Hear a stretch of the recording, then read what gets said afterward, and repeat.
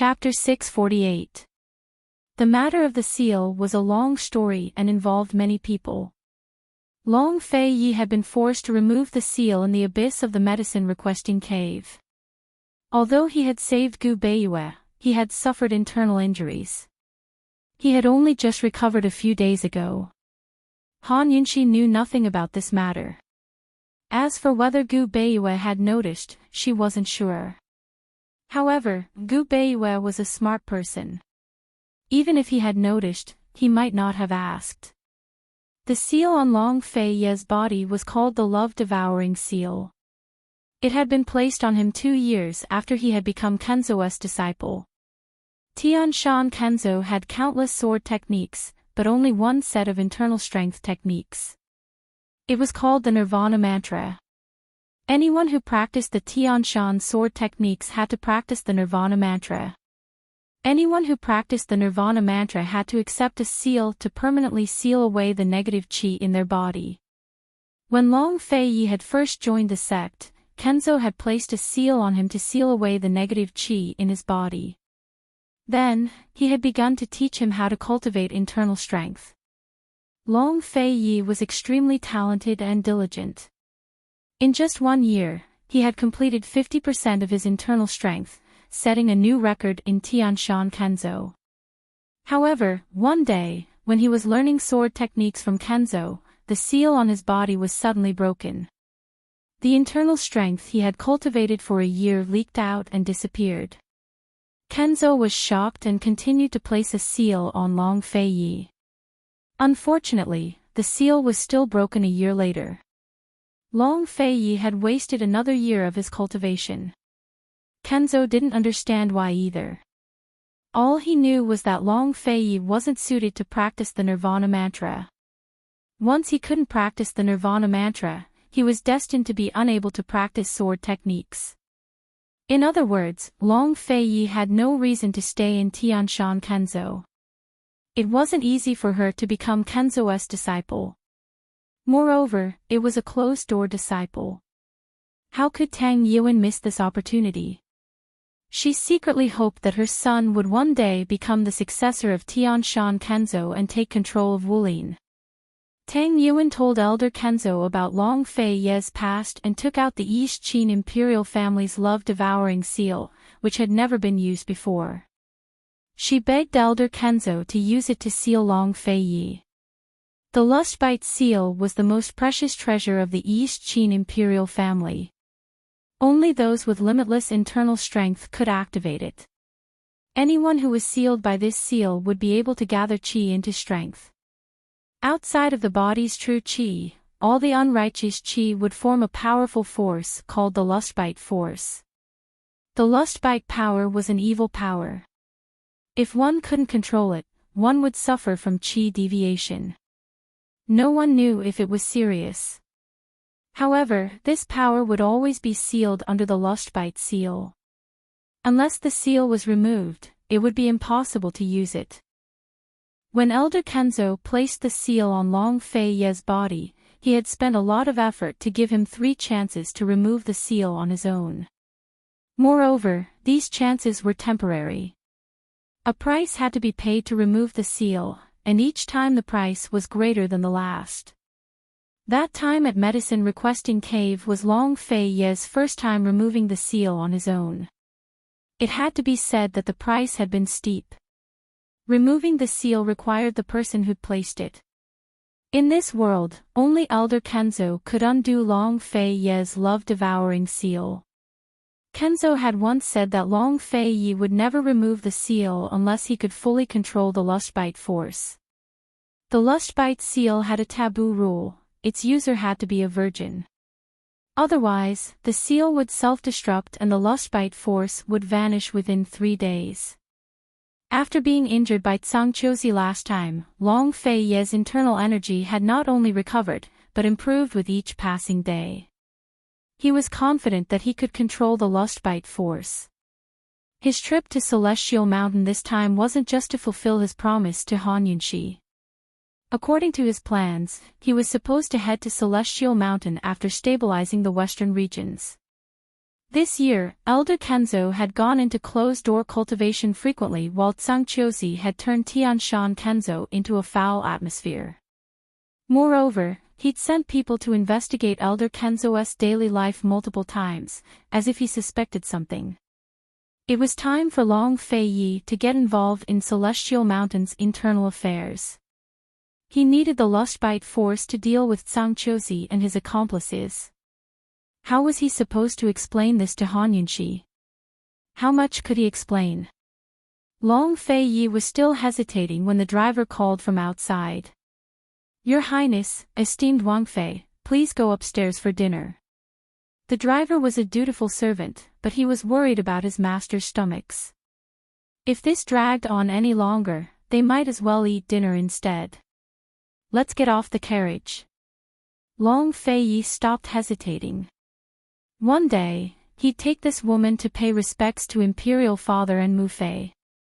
Then he'd tell her everything about East Qin, including the past she'd never been a part of. While other couples quarreled at the head of the bed and made up at the end, Long Fei Yi and Han Yunxi quarreled and made up in the carriage. When Han Yunxi saw the delicious vinegar cabbage on the table upstairs, she almost laughed out loud. Long Fei Yi, on the other hand, was very calm. He gave the driver a cold glance without a word. The driver had no idea where he'd gone wrong, so he didn't dare to ask His Highness Duke of Qin. Instead, he cautiously asked Han Yunxi, "Esteemed Wang Fei, shall we begin to order?" Han Yunxi said, "No need. Just bring the rice and a pot of tea." The driver was even more puzzled. He snuck a glance at His Highness Duke of Qin and saw that he didn't have any objections, so he did as he was told. Just like that, Han Yunxi and Long Fei ended up in the most expensive private room of the most expensive restaurant in the county. They ate a meal of white rice paired with vinegar-stewed cabbage. The driver uncle who couldn't figure it out peeked in from outside the door and saw that His Highness Duke of Qin didn't move his chopsticks much. It seemed like he didn't like sour food, but esteemed Wang Fei kept forcing him to eat. Multiple times, she put food in his mouth, but he still obediently ate. It had to be said that the driver almost didn't recognize His Highness Duke of Qin after seeing this scene. Who would have thought that Cloud Realm Continent's coldest monarch would dote on his wife so much? He was completely at her mercy. A meal of vinegar cabbage made Han Yunxi forget all her unhappiness. On the way back to Yaoshuwei, she slept peacefully in Long Fei Ye's arms while cultivating the second level of the poison storage space. A few days later, they arrived at a side courtyard in Yaoshuwei and were surprised to see Duanmu Yao sitting by herself on the front steps. She seemed to be waiting for them to come back. How did she find this place? What was she doing here? Duanmu Yao was dressed in a spotless white muslin gown with a bright red waistcoat. Her entire person emanated an indescribable air of immortality. She sat there hugging her knees, looking both lovely and pitiful. Anyone who saw her would stop to take a second look. Long Fei Yi glanced at her with a hint of impatience in his eyes. Han Yunxi's face turned black as she glared at Long Fei Yi. She knows about this side courtyard too. Long Fei Ye's side courtyards were spread all over the world, but not everyone knew about them. Someone must have leaked the information. Have Chu Shifeng look into it later, Long Fei Yi said. Now Han Yunxi grew serious. Could it be, there's a spy? Who could have known about the side courtyard in Yaoshuwei and leaked the information to Duanmu Yao? Go to the northern suburbs. Send someone to pick up Gu Beiyue, Long Fei Yi said. Long Fei Yi had another estate in the northern suburbs, so Han Yunxi decided to have Duanmu Yao wait here. The driver was about to turn around when someone suddenly shouted from behind. Han Yunxi, are you in the carriage? Old uncle, esteemed Wang Fei is in the carriage, right? This voice, it's so familiar. Han Yunxi didn't even need to look to know that it was Mulinger. Truly, an awn had fallen into the eye of a needle, what a coincidence.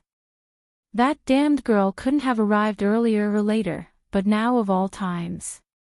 If Han Yunxi remembered correctly, this wasn't the first time Mu Ling had ruined her plans.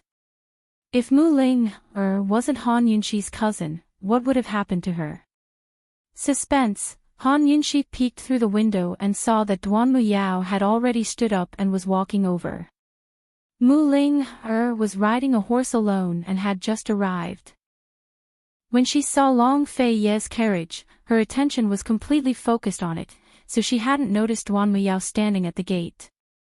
Han Yunxi and Long Fei Yi didn't say anything.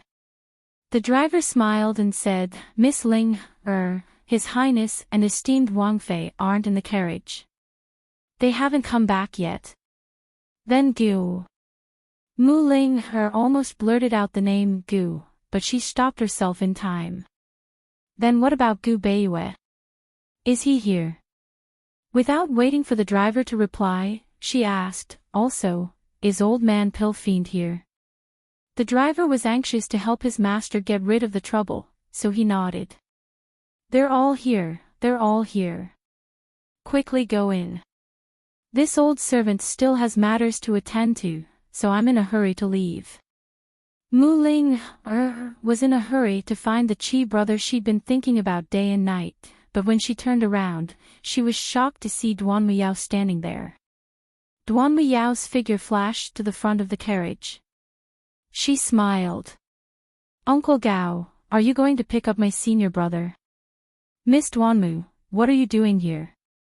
Uncle Gao was the first to see Duan Muyao, but he feigned shock. He'd served His Highness Duke of Qin for many years and had traveled extensively with him. Naturally, he understood this junior sister of his well. "I have an urgent matter to discuss with my senior brother. If you're going to pick him up, I'll go with you." Duan Muyao prepared to board the carriage. Uncle Gao hurriedly stopped her.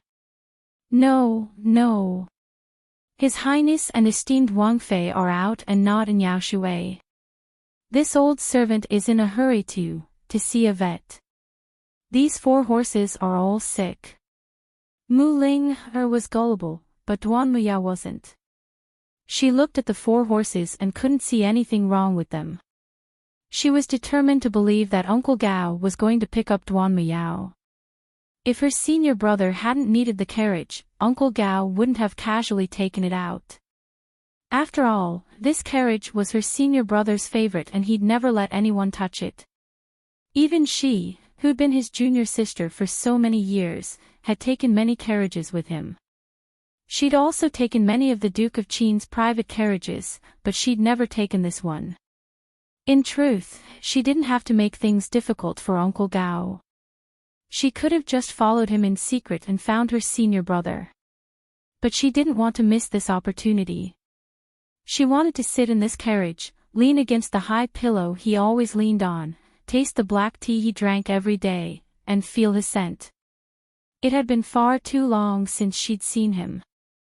She missed his appearance and his voice so much that she was about to go crazy. "Where's the vet?" Duan Muyao asked seriously. "In the south of the city," Uncle Gao replied offhandedly. "I happen to be heading south as well. Give me a ride." Duan Muyao wanted to board the carriage again. The driver tried to stop her, but Duan Muyao discreetly pushed his hand away. Mu Ling wanted to stop her as well, but Duan Muyao suddenly jumped into the carriage and lifted the curtains. She was stunned. Because inside the carriage. Chapter 649. The moment Duan Muyao lifted the curtains, she was so shocked that she couldn't make a sound. She opened her mouth to speak, but no words came out. She didn't want to look, but she couldn't move her eyes away. It was as if she had been petrified, standing motionless in front of the carriage. Her hands were tightly gripping the curtains. Uncle Gao glanced into the carriage, then immediately turned back. His expression was one of amazement. Although he had heard about it before, this was the first time he had seen it with his own eyes. Reality proved that there was a huge difference between seeing with one's own eyes and hearing with one's own ears. Mu Lingner had wanted to pull Duan Muyao down, but when she saw the situation, she walked over suspiciously. She took a look, then immediately turned back like Uncle Gao. Her face instantly turned red, and she didn't know what to do. Heavens, Han Yunxi and Long Fei Yi were in the carriage. Heavens, the two of them were actually kissing.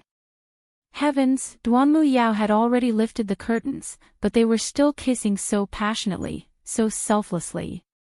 Long Fei Yi was casually leaning back on the high pillow, Han Yunxi's entire body pressed against his. Her arms were wrapped around his neck, and his arms were wrapped around her waist. The two of them were so close together. As they kissed, Long Fei Yi actually lifted his slender legs and wrapped them around Han Yunxi's legs, completely trapping her on his body. Duan Muyao witnessed this scene with her own eyes.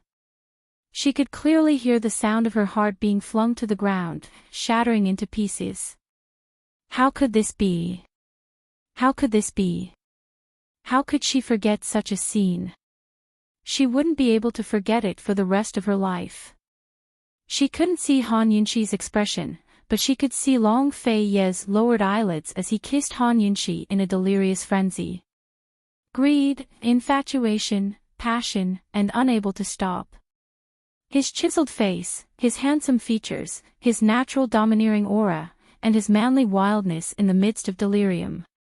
It was hard to imagine what it would feel like to be under his delights. At this very moment, wasn't Han Yunxi bearing all of his weight? His dominance, his wildness. Only God knew how intense his kiss was. Han Yunxi made muffled sounds, as if she was protesting, but also as if she was satisfied. He liked the sound of her voice and deepened the kiss. But to Duan Muyao's ears, that ambiguous sound was ear-piercing. Her hands were trembling, her heart was trembling, and her entire body was trembling. She knew that she couldn't continue watching, or she would definitely go crazy. However, she couldn't take her eyes off her. She was afraid that she would miss it. She was afraid that she didn't know how much love and affection Han Yunxi had received from Long Fei Yi. Why? Why did Han Yunxi get it? What was so good about Han Yunxi? What does Long Fei Yi like about Han Yunxi? She would learn and imitate, wouldn't that work? Was it too late? Duan Muyao was about to go crazy from jealousy. As Han Yunxi's muffled sounds grew louder, Long Fei Yi let go of her long legs first before releasing her cherry lips. He didn't say anything, but kept his eyes on Han Yunxi, completely ignoring Duan Muyao, who was standing at the side. He had never liked to bother with such troublesome matters. When he encountered one, he would just walk away. However, Han Yunxi questioned him, "Why should I avoid her?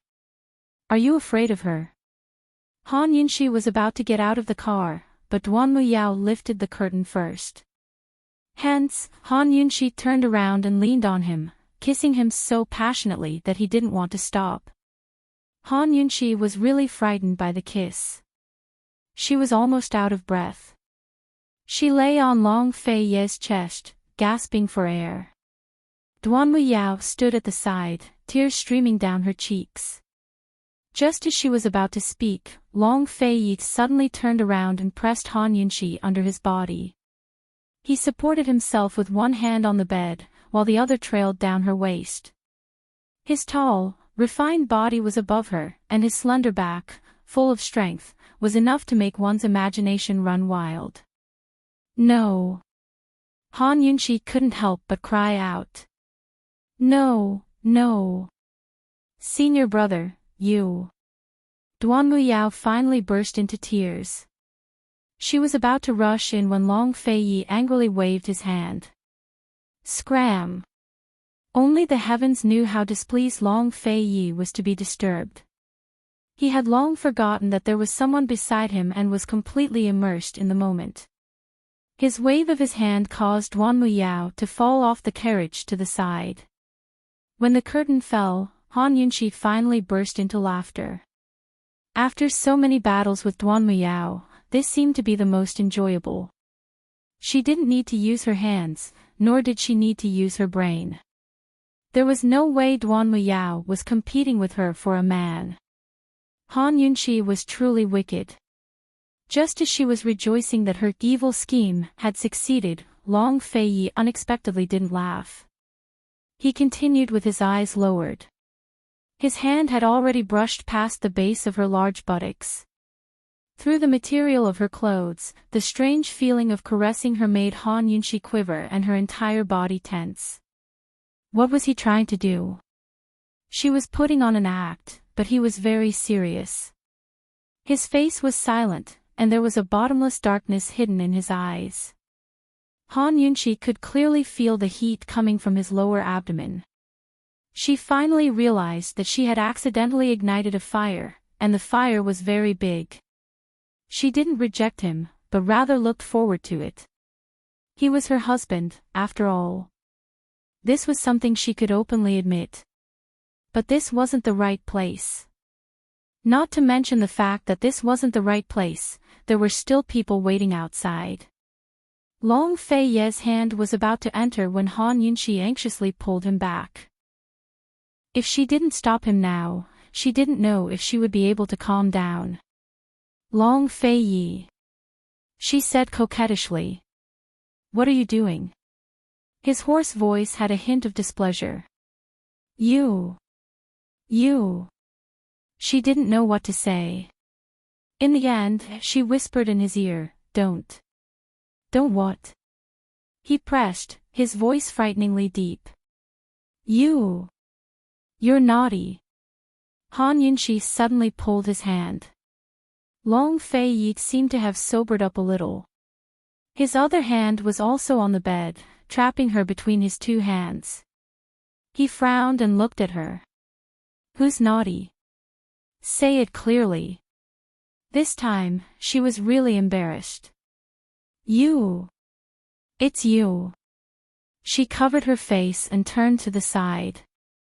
He slowly moved closer and kissed his way down her face and neck, deliberately tickling her. She wasn't afraid and shivered. She really couldn't stand it. All right. She was still speaking softly at first, but as he kissed his way down and rubbed his way down her arm to the softness in front of her body, she really couldn't take it anymore and shouted, All right. Long Fei, that's enough. Don't. Long Feiyi, that's enough. Don't. I don't want it. Go away. Long Feiyi, I beg you. Long Feiyi, you're naughty. Outside the carriage, Uncle Gao had already gone to wait in the distance. Mu Ling, the naive little girl, was already blushing as red as a monkey's butt. She had her back to the carriage and was covering her ears, but she couldn't help but eavesdrop. As for Duan Muyao, she was sitting beside the carriage, tears streaming down her face. She was in a sorry state. She raised her head to look at the tightly drawn carriage and listened to Han Yunqi's soft gasps of laughter.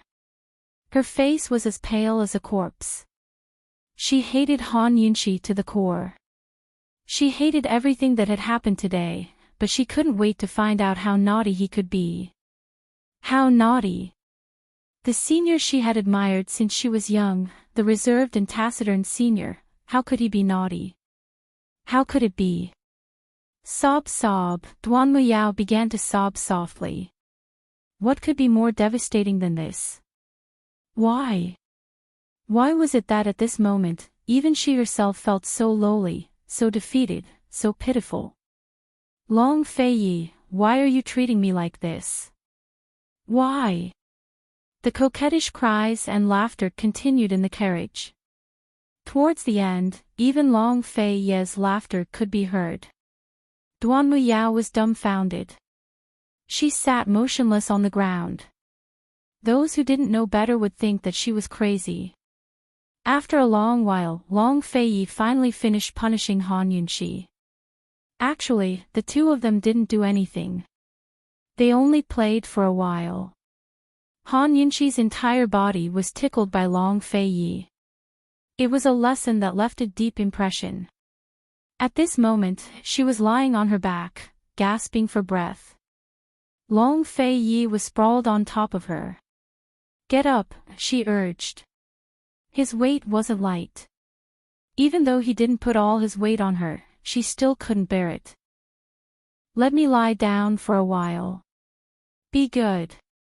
Long Fei Yi's voice was gentle, unlike his earlier ferocious state. Han Yunxi's heart softened so easily when it came to him. She gently stroked his back and realized that it was drenched in sweat. She couldn't help but chuckle. "What are you laughing at?" he asked. "You're sweating just like that," she said frankly. What she meant was, Long Fei Yi propped himself up and looked at her seriously with furrowed brows. "Just how bad are you?" Han Yunxi felt very innocent. She naturally thought that way. She couldn't be blamed. She retorted, "How am I bad? What are you thinking about again?" Unexpectedly, Long Fei Yi lowered his head and bit her ear, whispering, "When this prince has some free time, he will know just how bad you are." Finally, Han Yunxi's ears started to heat up. Before long, her ears and face were completely red. Of course, she knew what he meant. So, he was thinking the same thing. By the time Han Yunxi and Long Fei Yi were done tidying up and sitting down, half an incense stick had already passed. They didn't get off the carriage and ignored Duan Muyao even more. Long Fei Yi said, "Uncle Gao, why aren't we leaving?" Uncle Gao hurried over to drive the carriage. At this time, Duan Muyao finally recovered from her grief and despair. She suddenly stood up and spread her arms in front of the carriage to stop it. If she couldn't have it, then Han Yunxi shouldn't think about getting it either. Even if she got it, she wanted Han Yunxi to lose it. "Senior brother, Master told me to look for you. Have you received his letter?" Duan Muyao asked loudly. "It's useless. This prince has no time. Scram." Long Fei Yi said impatiently. Previously, he still had some camaraderie between fellow disciples, but after Duan Muyao colluded with Jun Yixia, he couldn't be bothered to be courteous with her. "Senior brother, I've brought Master's letter." Duan Muyao took out a letter. It was indeed written by Elder Kenzo himself.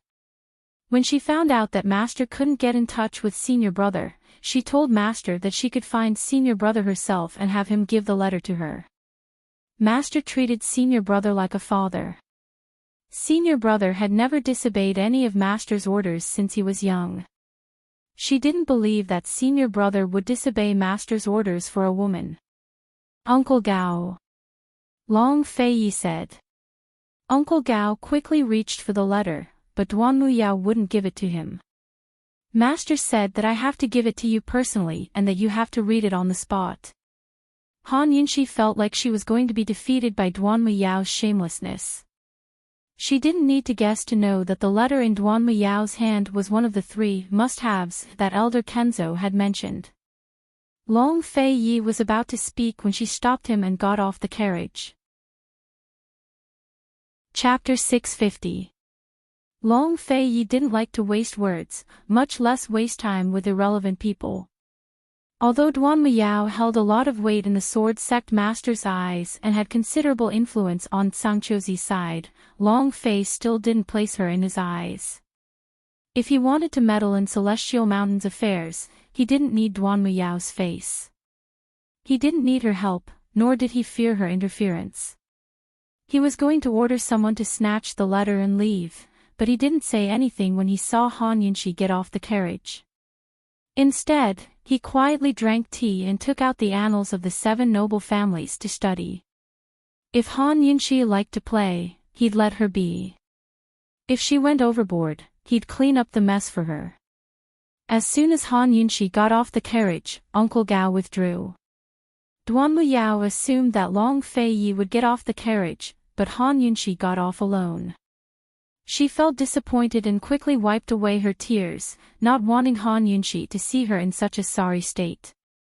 Unfortunately, she could wipe away her tears, but the same couldn't be said for her disheveled state. Han Yunshi had already jumped off the carriage, but she sat back down and leaned lazily against the door frame, toying with the horsewhip in her hand. She didn't look at Duan Muyao directly, but studied her from the side. Han Yunshi's gaze first rested on Duan Muyao's feet, then slowly moved up and down her face. It was a standard look of contempt, full of disdain and disdain. Duan Muyao found it an eyesore. Duan Muyao was already feeling a little guilty, so Han Yunshi's scrutiny turned her shame into anger. Han Yunshi, what are you looking at? I'm looking at what a clingy person looks like.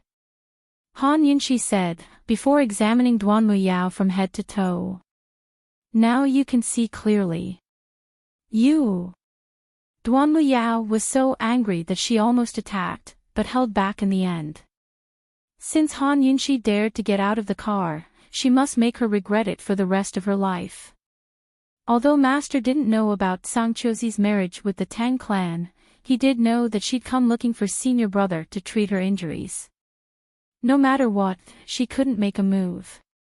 Neither could her words or actions be in the wrong. She couldn't leave any evidence that could be used against her. She had to let Han Yunshi be in the wrong so that she could complain. So what if Han Yunshi was Senior Marshal Brother's official wife? Once she gave Master a bad impression, she would have no chance. One had to know that with his master's temper, once he didn't like someone, he would hate them to the core. There was no way he could change his mind. Duan Muyao ignored Han Yunshi's humiliation and ignored her as a person. She said loudly, "Senior brother, are you going to disobey Master's orders? If you don't want to read this letter, I'll leave. I'll bring the letter back to Master later." It wasn't clear whether Long Fei Yi heard her, but he was currently leaning lazily against a high pillow as he flipped through the pages of the annals of the 7 noble families. Han Yunshi grew angry as she narrowed her eyes at Duan Muyao. This woman is obviously using the old Kenzo to threaten Long Fei Yi. Who said Long Fei Yi doesn't want to read this letter? You're the one who won't give it to him. Miss Duanmu, aren't you afraid of being struck by lightning for lying in broad daylight? Han Yunshi coldly asked. She's cursing me again. Duan Muyao's rage boiled in her organs. She wanted nothing more than to curse her back, but for the sake of filing a complaint and not leaving any evidence behind, she held back. She took a deep breath before asking, Han Yunshi, you're a woman. Can't you talk things out properly? Why must you curse people? Han Yunshi smiled and tilted her head to ask the driver, did this Princess Consort curse people? Uncle Gao immediately shook his head. Han Yunshi then looked at Mu Linger, but before she could speak, Mu Linger ran over and asked, Han Yunshi, are you cursing people? Han Yunshi was very satisfied and said to Uncle Gao, here, you should learn more from Miss Linger in the future.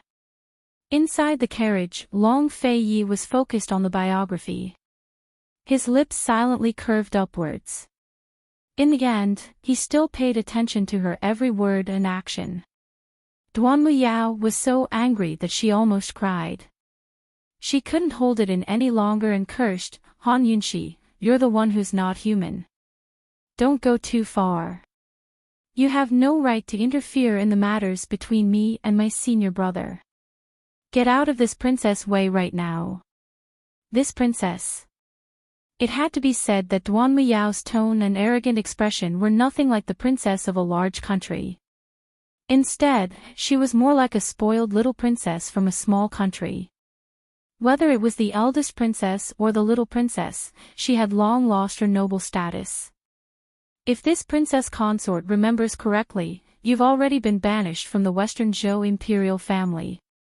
You colluded with the Prince of Western Zhou's enemy, which is tantamount to treason. Duan Muyao, you don't even have the most basic principles of being a person. You don't even have the basic responsibilities of a child. Don't you feel embarrassed when you mention the word princess? Han Yunshi lectured seriously. A noble status is both an honor and a responsibility. It's not something to be flaunted, it's something to be protected with all your might.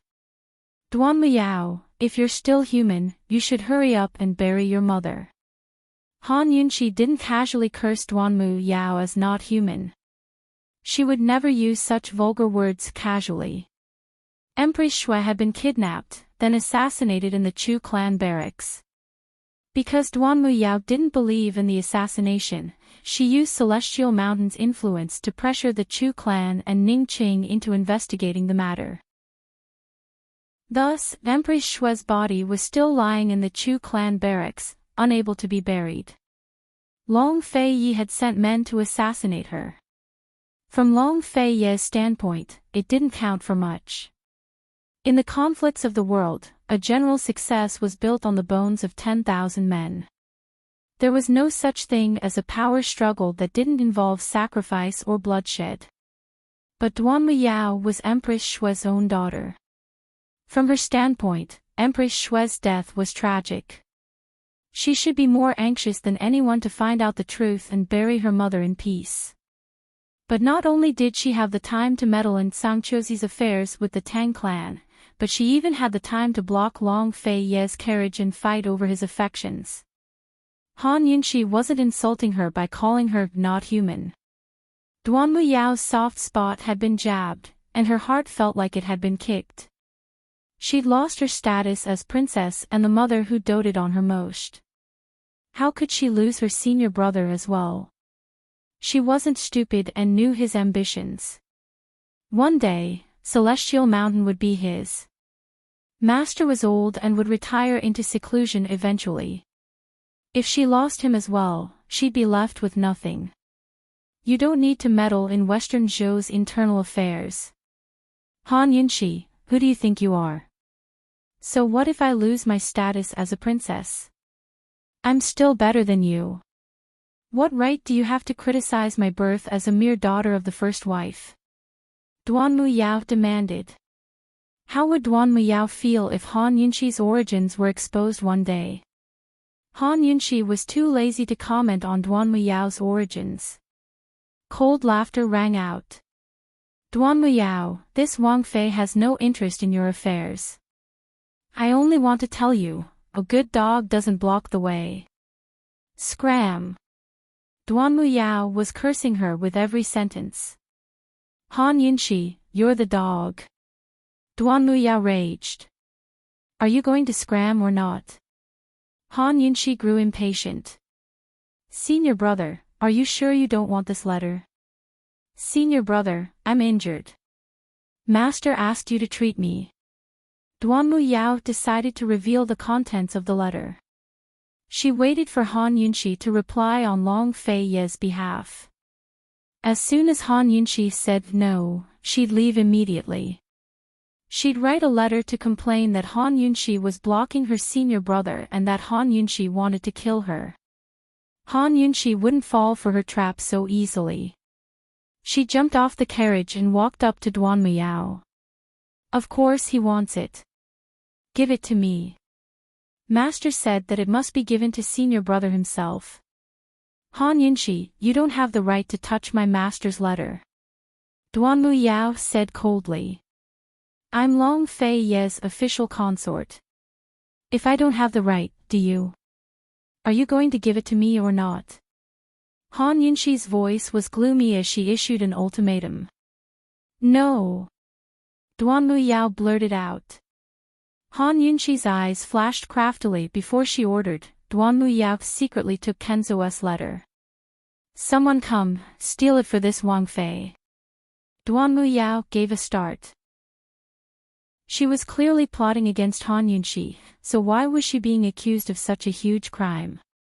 Before Duan Muyao could retort, Chu Shifeng led a group of men to surround them. He was an experienced man and didn't waste words before attacking. Of course, he couldn't beat Duan Muyao alone, but he brought 10 shadow guards with him to protect His Highness from the shadows. Even if they couldn't beat Duan Muyao, they could still steal the letter from her hands. With Chu Shifeng and 11 shadow guards attacking at the same time, Duan Muyao had to defend herself even if she didn't want to fight. Soon enough, she was embroiled in a melee. Han Yunxi sat back in her carriage. She could play with Duan Muyao with her needles now, but she hadn't done so in the past. She had to prevent Duan Muyao from tattling to Kenzo. Although she wouldn't try to curry favor with Kenzo on purpose, she couldn't afford to offend the man, much less give Duan Muyao something to use against her. Kenzo was Long Fei Ye's master, after all. She hated seeing Long Fei Ye in a difficult position. Han Yunxi watched the fight with narrowed eyes, lost in thought. At this moment, someone suddenly handed her a cup of tea. The people inside didn't speak, and neither did Han Yunxi. She only smiled soundlessly as she accepted the tea and slowly sipped it. Tea personally brewed by His Highness Duke of Qin was truly delicious. With great difficulty, Duan Muyao finally found an opportunity to divert her attention and look over. Just in time to see this scene, she suddenly forgot to resist and stopped her sword to stare blankly. Seeing this, Chu Shifeng rushed over to snatch the letter, giving Duan Muyao a fright. She stuffed the letter into her robes and threw caution to the wind. Glaring hatefully at Han Yunxi, she said, "I'm not giving it. Han Yunxi, if you have the skills, come and take it." Chu Shifeng was floored by the sight. How am I supposed to snatch it from her? Duan Muyao was certain that Chu Shifeng and the rest wouldn't dare to touch her. Only Han Yunxi could. She hadn't trained her swordsmanship for nothing after all. Even when facing off against 11 shadow guards at once, Han Yunxi still couldn't get close to her.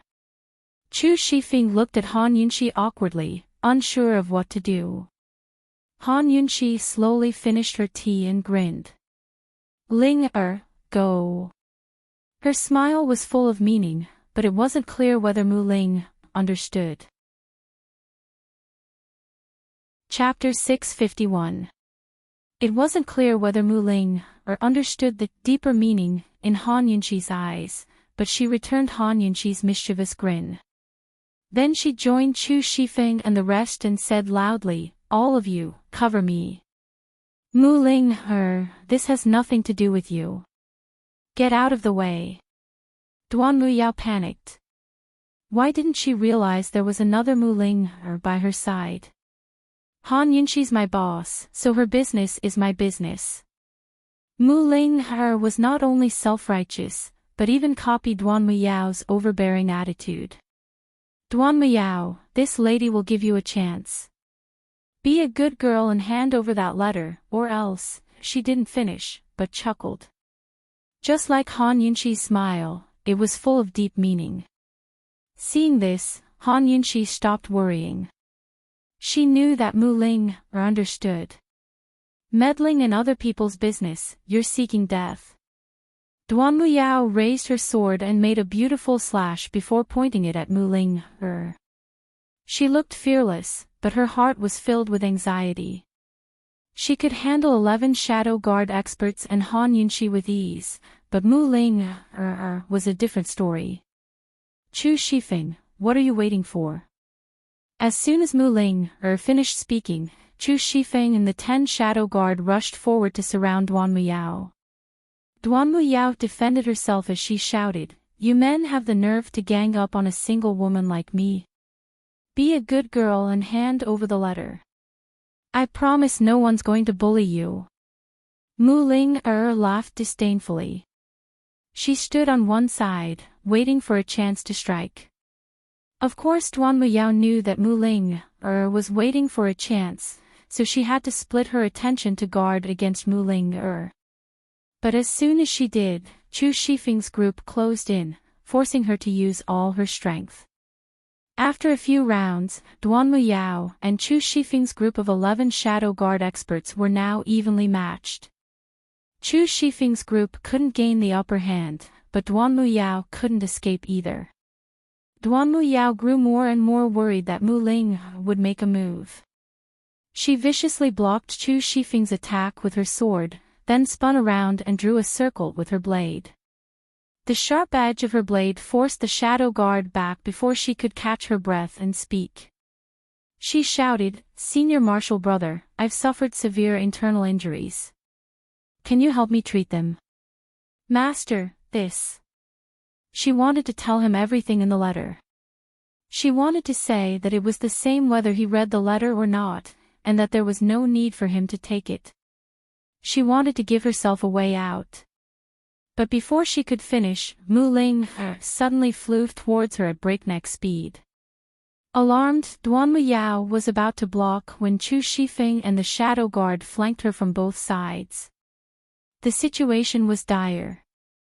Chu Shifeng and the shadow guard's attacks were far more dangerous than Mu Ling's.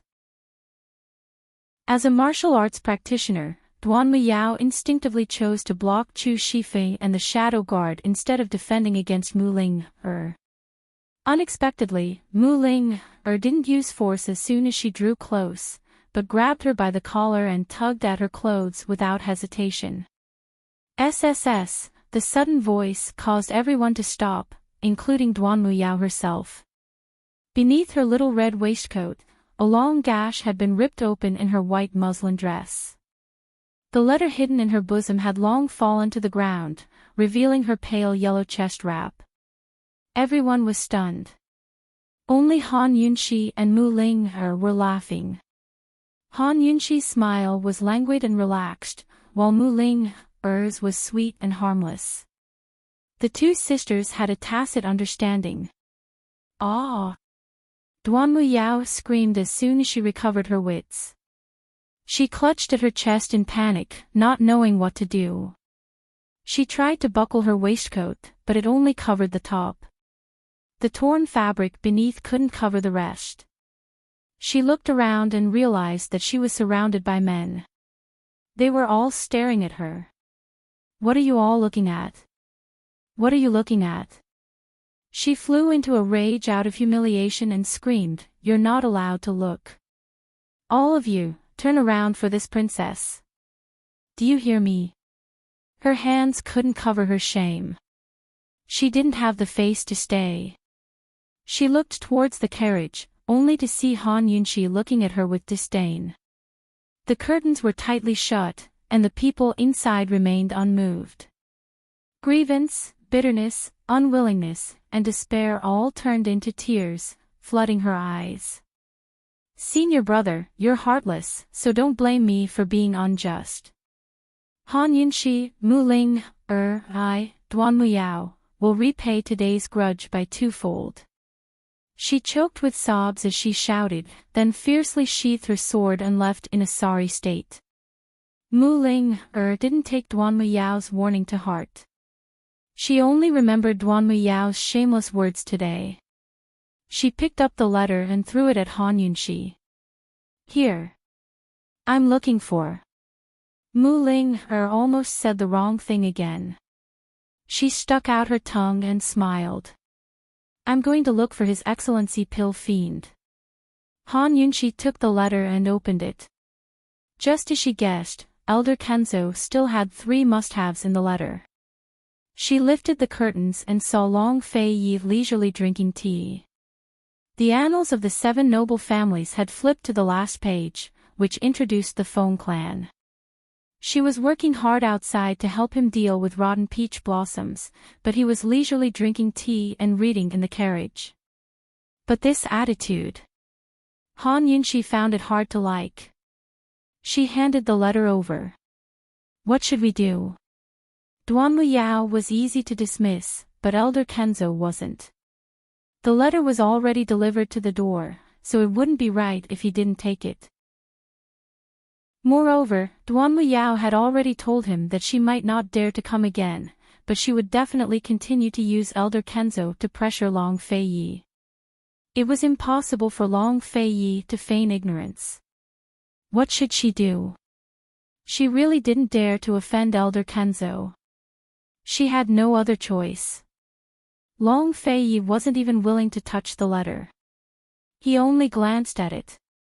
"Why haven't you thrown away this useless thing? You have a solution." Han Yunxi was overjoyed. "Throw it away." He was a little impatient. Thinking about how Duan Muyao had hidden the letter in front of her chest, Han Yunxi felt disgusted and hurriedly threw it away. I'll write a letter to Master later and say that I'm at medicine requesting cave asking for medicine.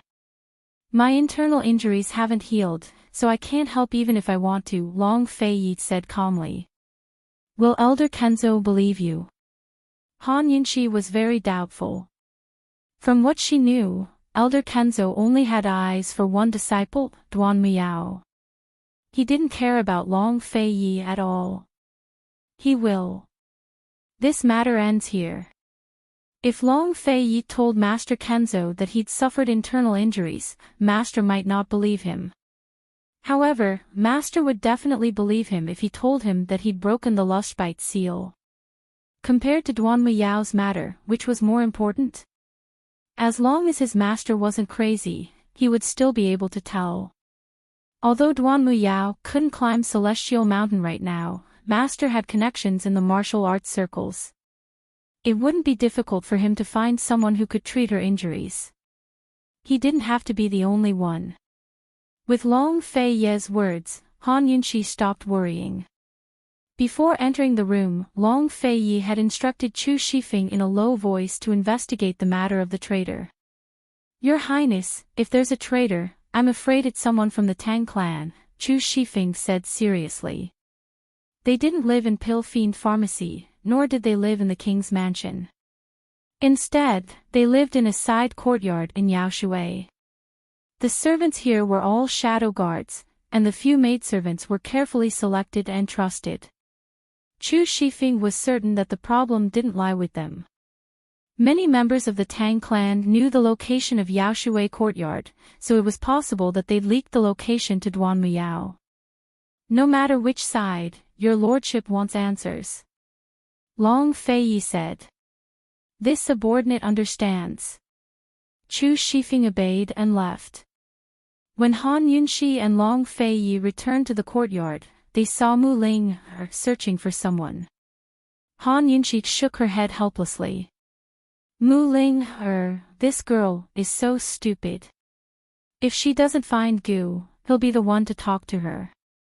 Why is she so impatient? Still, there's no such thing as logic when you like someone. Where's Pill Fiend? Wasn't he supposed to be here? Mu Ling asked anxiously. Maybe, he went out. In any case, he'll come back. Why don't you go rest first? Han Yunxi didn't dare to reveal any more information. Gu had already suspected her last time. If she didn't restrain herself now and Gu found out the truth, Mu Ling would definitely be done for. Although Mu Ling had tricked Gu, a lover's heart wasn't a crime. Let her lie. Wasn't she lying to herself as well? Sometimes, the more you lie, the more it becomes true. It'll be a lifetime. Looking at Mu Ling, Han Yunxi's heart was filled with emotions. She knew that even if she spent a lifetime with Mu Ling, and didn't expose Gu's identity, Mu Ling, was willing and able to do it. Mu Ling, wanted to ask more, but when she saw Han Yunxi's meaningful glance, she immediately understood Han Yunxi's taboo. She said indifferently, okay, I'll wait for Senior to come back. Long Fei Yi wasn't worried about Gu dealing with Medical City's head elderling. After all, he didn't want to make a move against Medical City. Right now, he was paying attention to Ning Cheng's movements. Originally, he was recuperating in Yaoshui Villa while waiting for Chu Tianyin to surrender. Tang Li's marriage was just an accident. After visiting Gu Beiyue with Han Yunxi, Long Fei Yi returned alone. Gu Beiyue had brewed tea and was waiting for him. Any news from Chu Tianyin? Long Fei Yi got straight to the point. Gu Beiyue took out a small slip of paper. He sent it here 3 days ago. He asked about Empress Shui. Long Fei Yi glanced at it before asking cold, what, does he suspect your lordship? He's just probing. Chu Tianyin already has intentions of surrendering. Within this month, he'll. Gu Beiyue trailed off, then lowered his voice, pushed the blame onto Ningqing. How are you so sure? Long Fei Yi was intrigued. He originally wanted to use Empress Shui's matter to pit Duanmu Yao against the Chu clan. That way, Celestial Mountain's strength would directly tie down Ningqing. If Chu Shifeng wanted to frame Ningqing, then that would be perfect. Gu Beiyue smiled faintly. That's because this one gave him the idea. Long Fei Yi was surprised, but felt that it made sense. He secretly rejoiced that he hadn't made an enemy out of Gu Beiyue. Otherwise, the sickly man might have become his strongest foe. You've been exposed. Before Long Fei Yi could finish, Gu Beiyue cut him off. Your Highness, don't worry. This one didn't tell Chu Tianyin that Your Highness knew about my identity as a member of the Shadow Clan.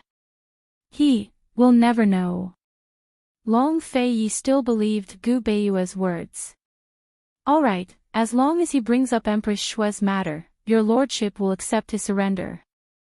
Long Fei Yi said.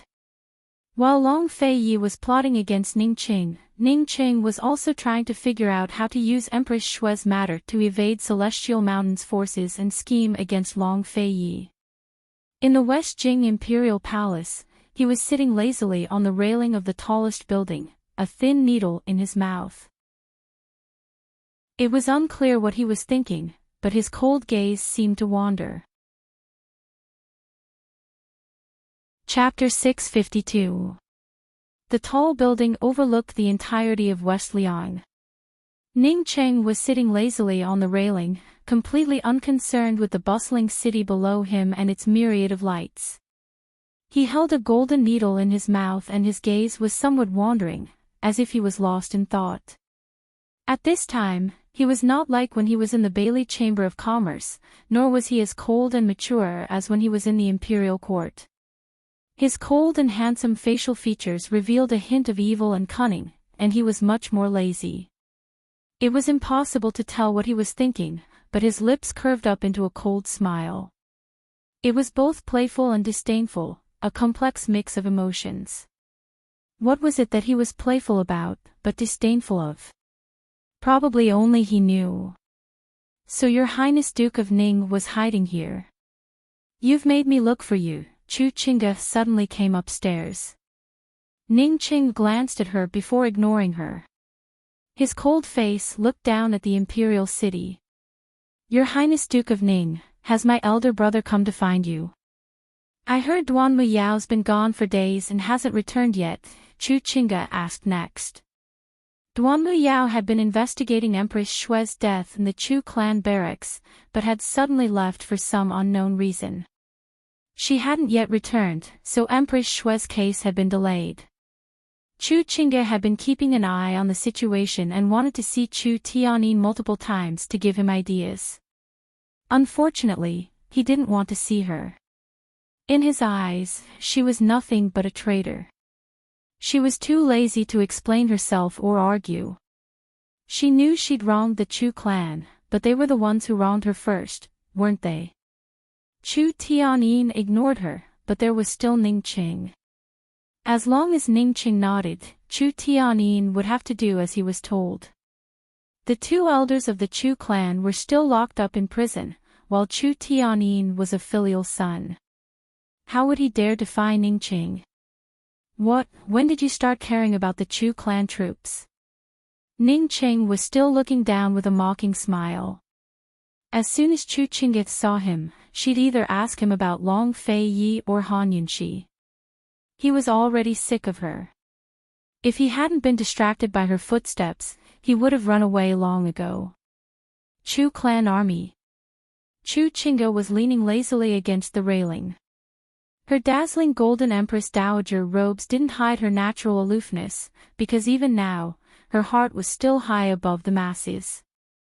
This consort only cares about His Highness King Ning. After all, this consort and His Highness King Ning are bound together for good or ill.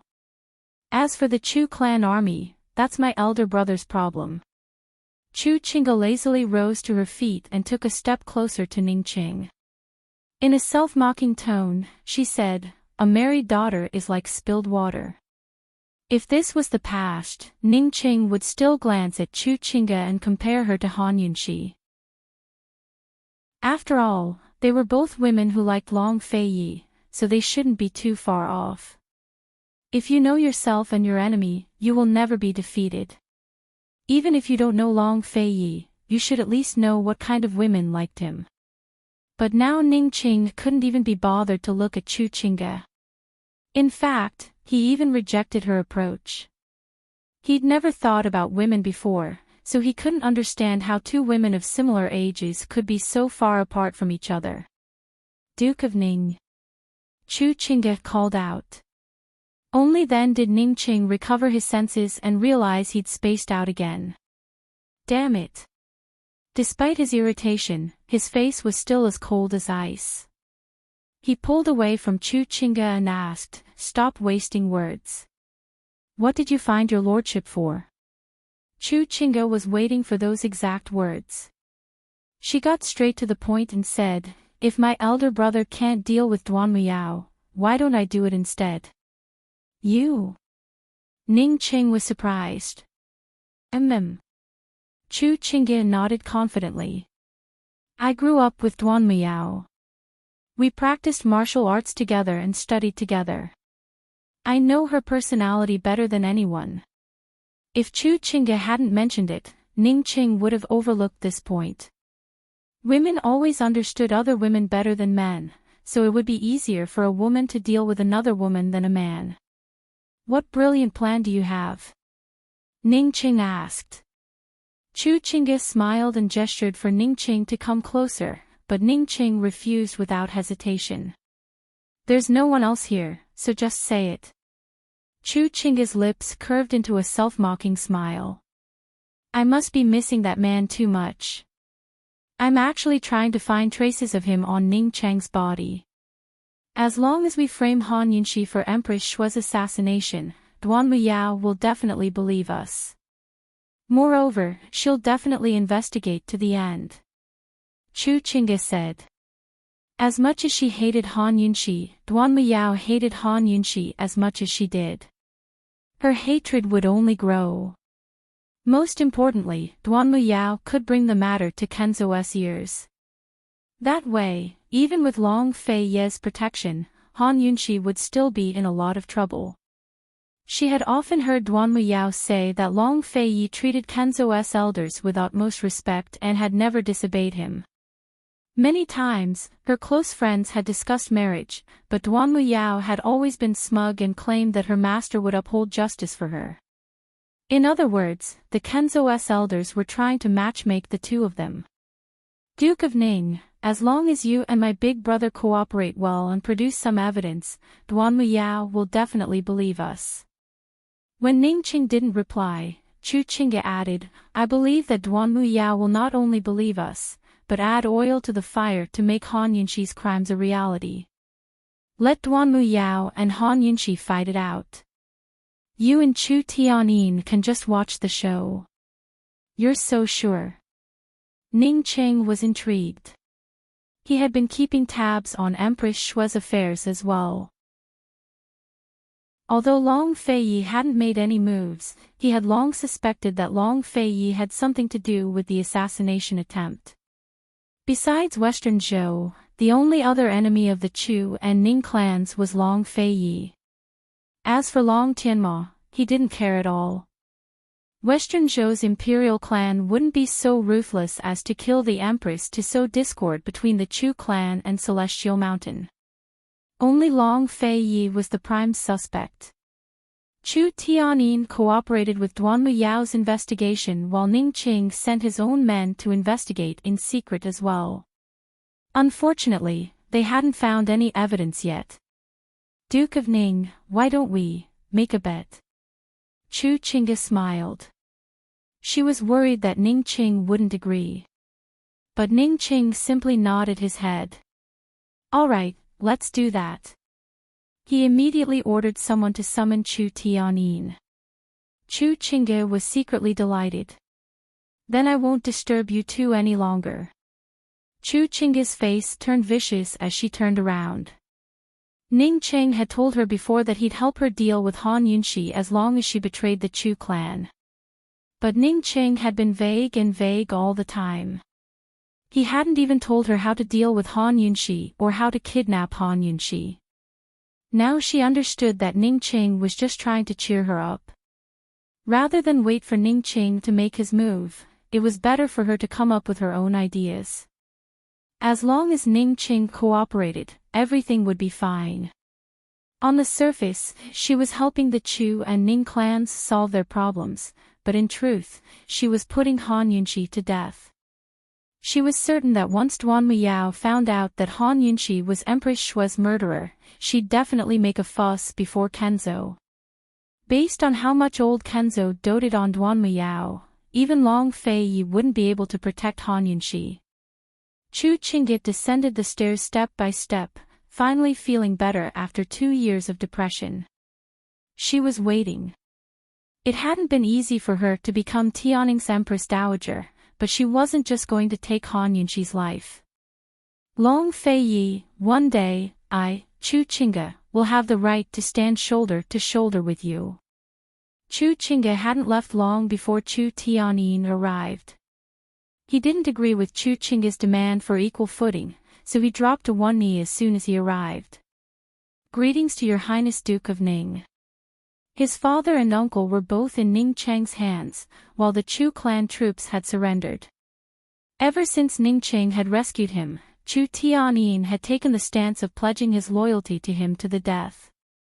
Ning Cheng was still leaning against the railing, but gave him a sidelong glance. He didn't allow him to rise. I haven't seen you around the army these past few days. Where did you go? I went around the borders of Yaoshui. Long Fei Yi only has 3,000 troops stationed there, Chu Tianyin replied honestly. What about the other troops? Ning Cheng finally grew serious. They're all south of Yaoshui, but 3,000 troops are enough.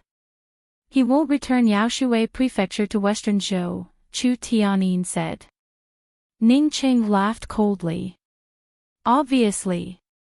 Chu Tianyin hid his anger deep in his eyes as he lowered his head in silence. Has Duan Muyao returned yet?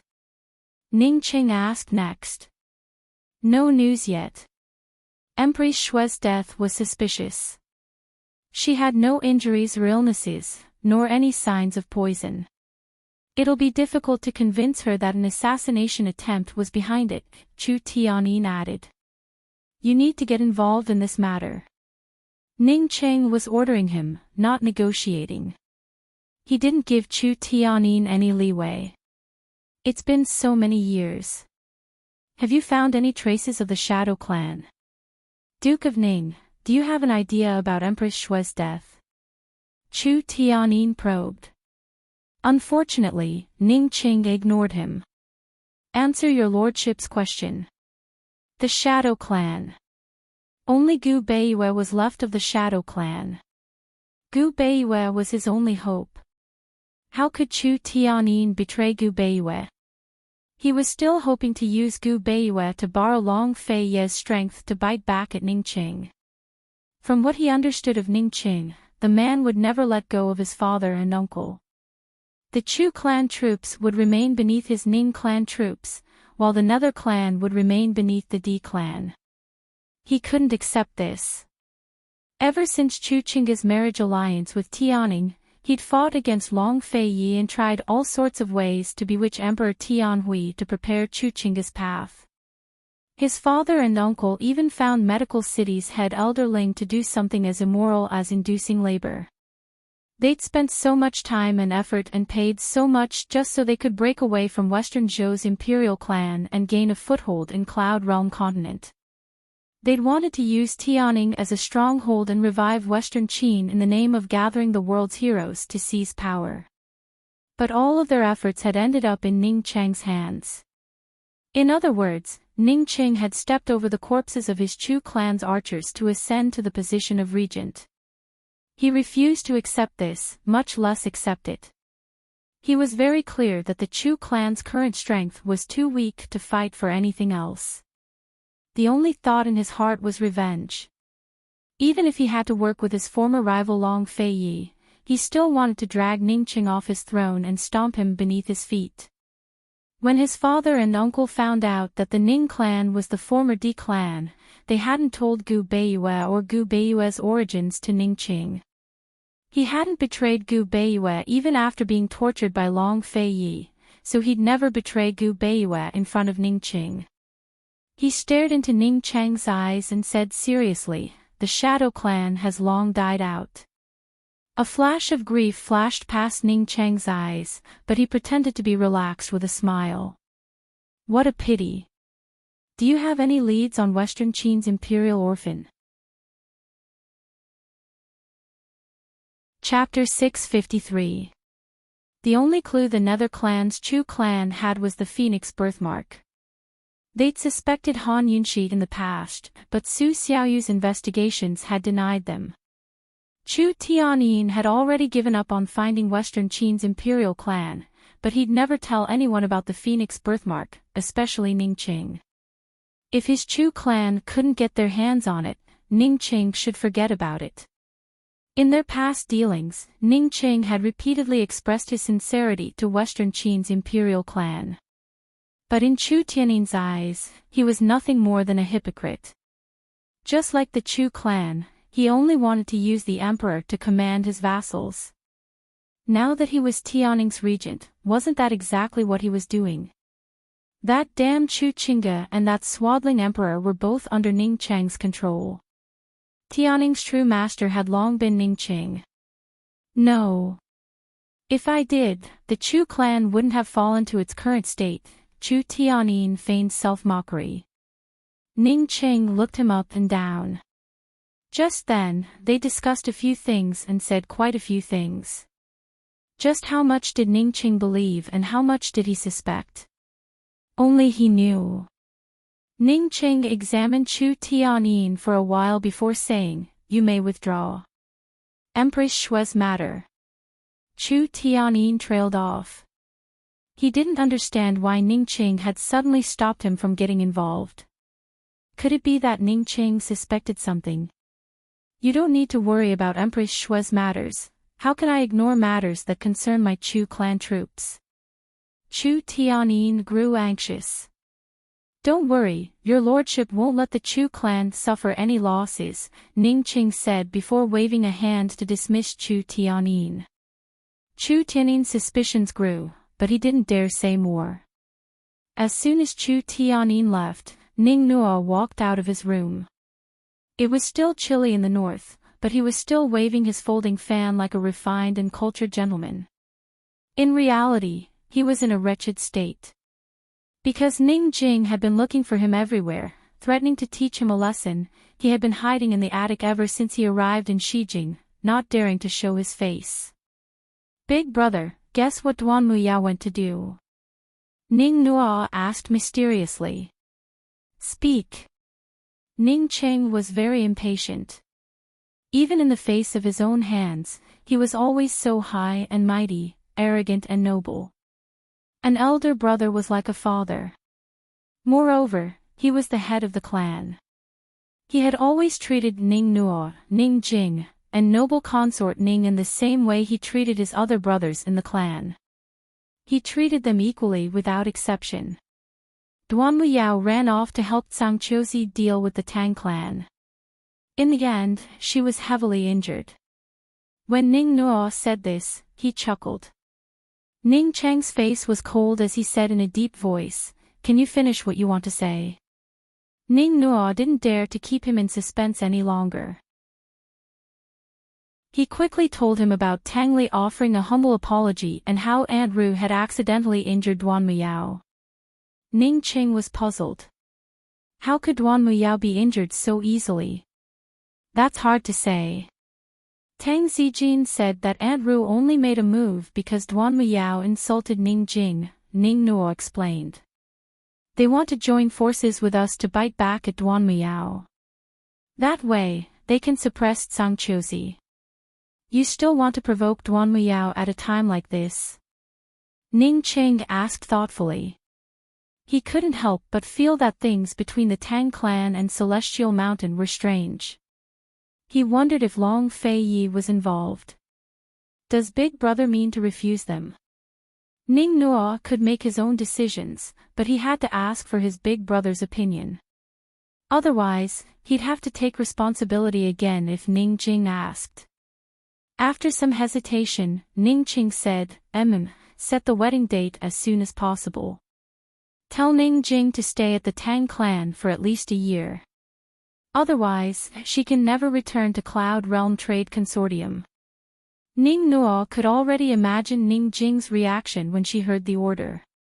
Yes. I'll send someone to tell her right away.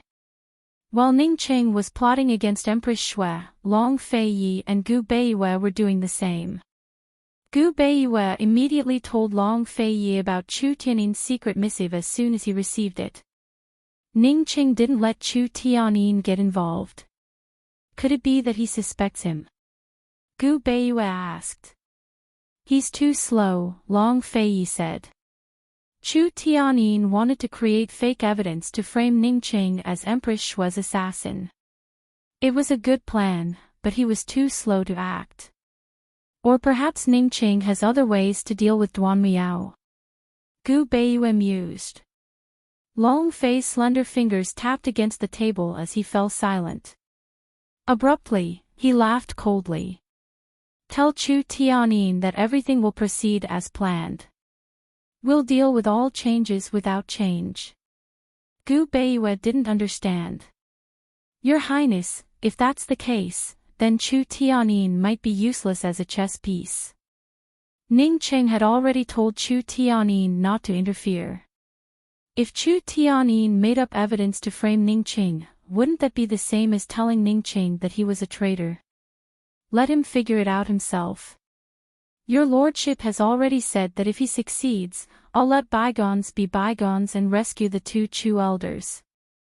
If his abilities are limited, then your lordship won't accept useless people, Long Fei Yi said. Gu Beiyue sighed inwardly. His Highness Duke of Qin really is a ruthless man. He's only giving Chu Tiannin one chance. Success or failure, life or death, will all depend on it. Very good. This one will send him a letter by hawk tonight. Gu Beiyue agreed. Ning Qing had already made preparations, but Long Fei Yi wanted everything to proceed as planned. Between the two of them, who would make the first move and who would come out on top would most likely be decided within the next few days. The peaceful western region of Cloud Realm continent had long since become turbulent. This time, it was no longer a contest between three powers, but a contest between Long Fei Yi and Ning Qing. Long Fei Yi had just stepped out of Gu Beiyue's courtyard when he saw Han Yunxi and Mu Ling walking towards him. Why are you here? Han Yunxi immediately grew uneasy.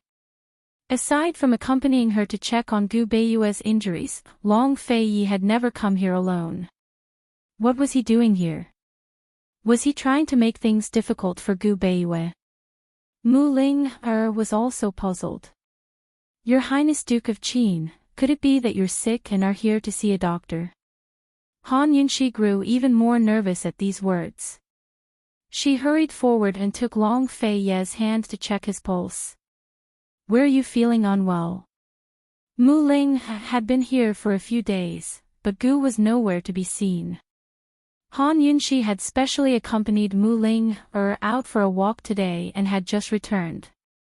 Since she hadn't seen Long Fei Yi, she decided to check on Gu Beiyue's injuries first. The corners of Long Fei Ye's mouth twitched. It's nothing. This prince just came to see if Gu Qisha was here. I've been looking for him for a while now. Is he here? Mu Ling asked anxiously. Long Fei Yi couldn't be bothered with her. He turned to Han Yunxi and said, Are you going in? I'll wait for you here. Han Yunxi looked at Long Fei Yi, then at the courtyard. She had a feeling that something was wrong, but she couldn't put her finger on it. Let's go in and have a cup of tea. She tugged at Long Fei Ye's hand. Long Fei Yi had no choice but to follow her inside. Gu Beiyue was still in the courtyard, so he had clearly heard their conversation. When he saw Long Fei Yi being dragged inside by Han Yunxi, a trace of a warm and doting smile flitted across his eyes. He cherished a person. Seeing her being cherished was enough to satisfy him. Some love was between two people. It was selfish. On the other hand, some love was between one person. It was noble. Gu Beiyue belonged to the latter category. Your Highness Duke of Qin, esteemed Wang Fei, Miss Ling, Even though he was sitting in a wheelchair, he didn't lose his manners. Long Fei Yi took a seat at the side. As usual, he brewed tea without saying a word. Mu Ling didn't see Gu, so she slumped weakly on the stone table. Han Yunxi had long since gotten used to this. She earnestly inquired about and examined Gu Beiyue's injuries. Gu Beiyue was a doctor, but she was still worried and insisted on checking on him regularly. It takes 100 days for bones and tendons to heal. Even with the tendon-growing ointment, you still have to count the days. Han Yunxi sighed. You'll be able to recover by summer. The indifferent Gu Beiyue was somewhat agitated. It had been far too long since he'd stood up. Your Highness Duke of Qin, esteemed Wang Fei, if this one can stand up again, this one must first pay respects to the two of you in thanks. It wasn't clear whether Long Fei Yi was listening, but he didn't say anything. Han Yunxi smiled and said, You're too polite. Last time, you even saved the Duke of Qin's life. How can we thank you? Gu Beiyue had nothing to say. Han Yunxi found his bashful appearance rather cute. Long Fei Yi finally looked over. When he saw Gu Beiyue's appearance, his heart was filled with disdain. Gu Beiyue was a big liar. He must be crazy to allow Gu Beiyue to trick Han Yunxi like this. When he saw Long Fei Yi looking over, Gu Beiyue even gave him a meaningful glance. Long Fei Yi's expression immediately turned cold and he looked away. Fortunately, Han Yunxi didn't notice this scene. At this time, she was pondering something. She and Long Fei Yi were about to go to Tianshan Mountain. She didn't know if they'd be able to see Gu Beiyue stand up in time. Actually, she wanted to bring Gu Beiyue with her to Tianshan Mountain. Perhaps Gu Beiyue could cure the old man in Kenzo's insanity. If that happened, Duanmuya wouldn't dare to be so arrogant. After leaving Gu Beiyue's courtyard, Mu Ling went to look for her Qi brother.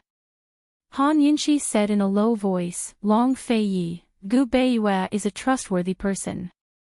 So. Long Fei Yi knew that Han Yunxi had something to say to him. Perhaps he can cure your master's insanity.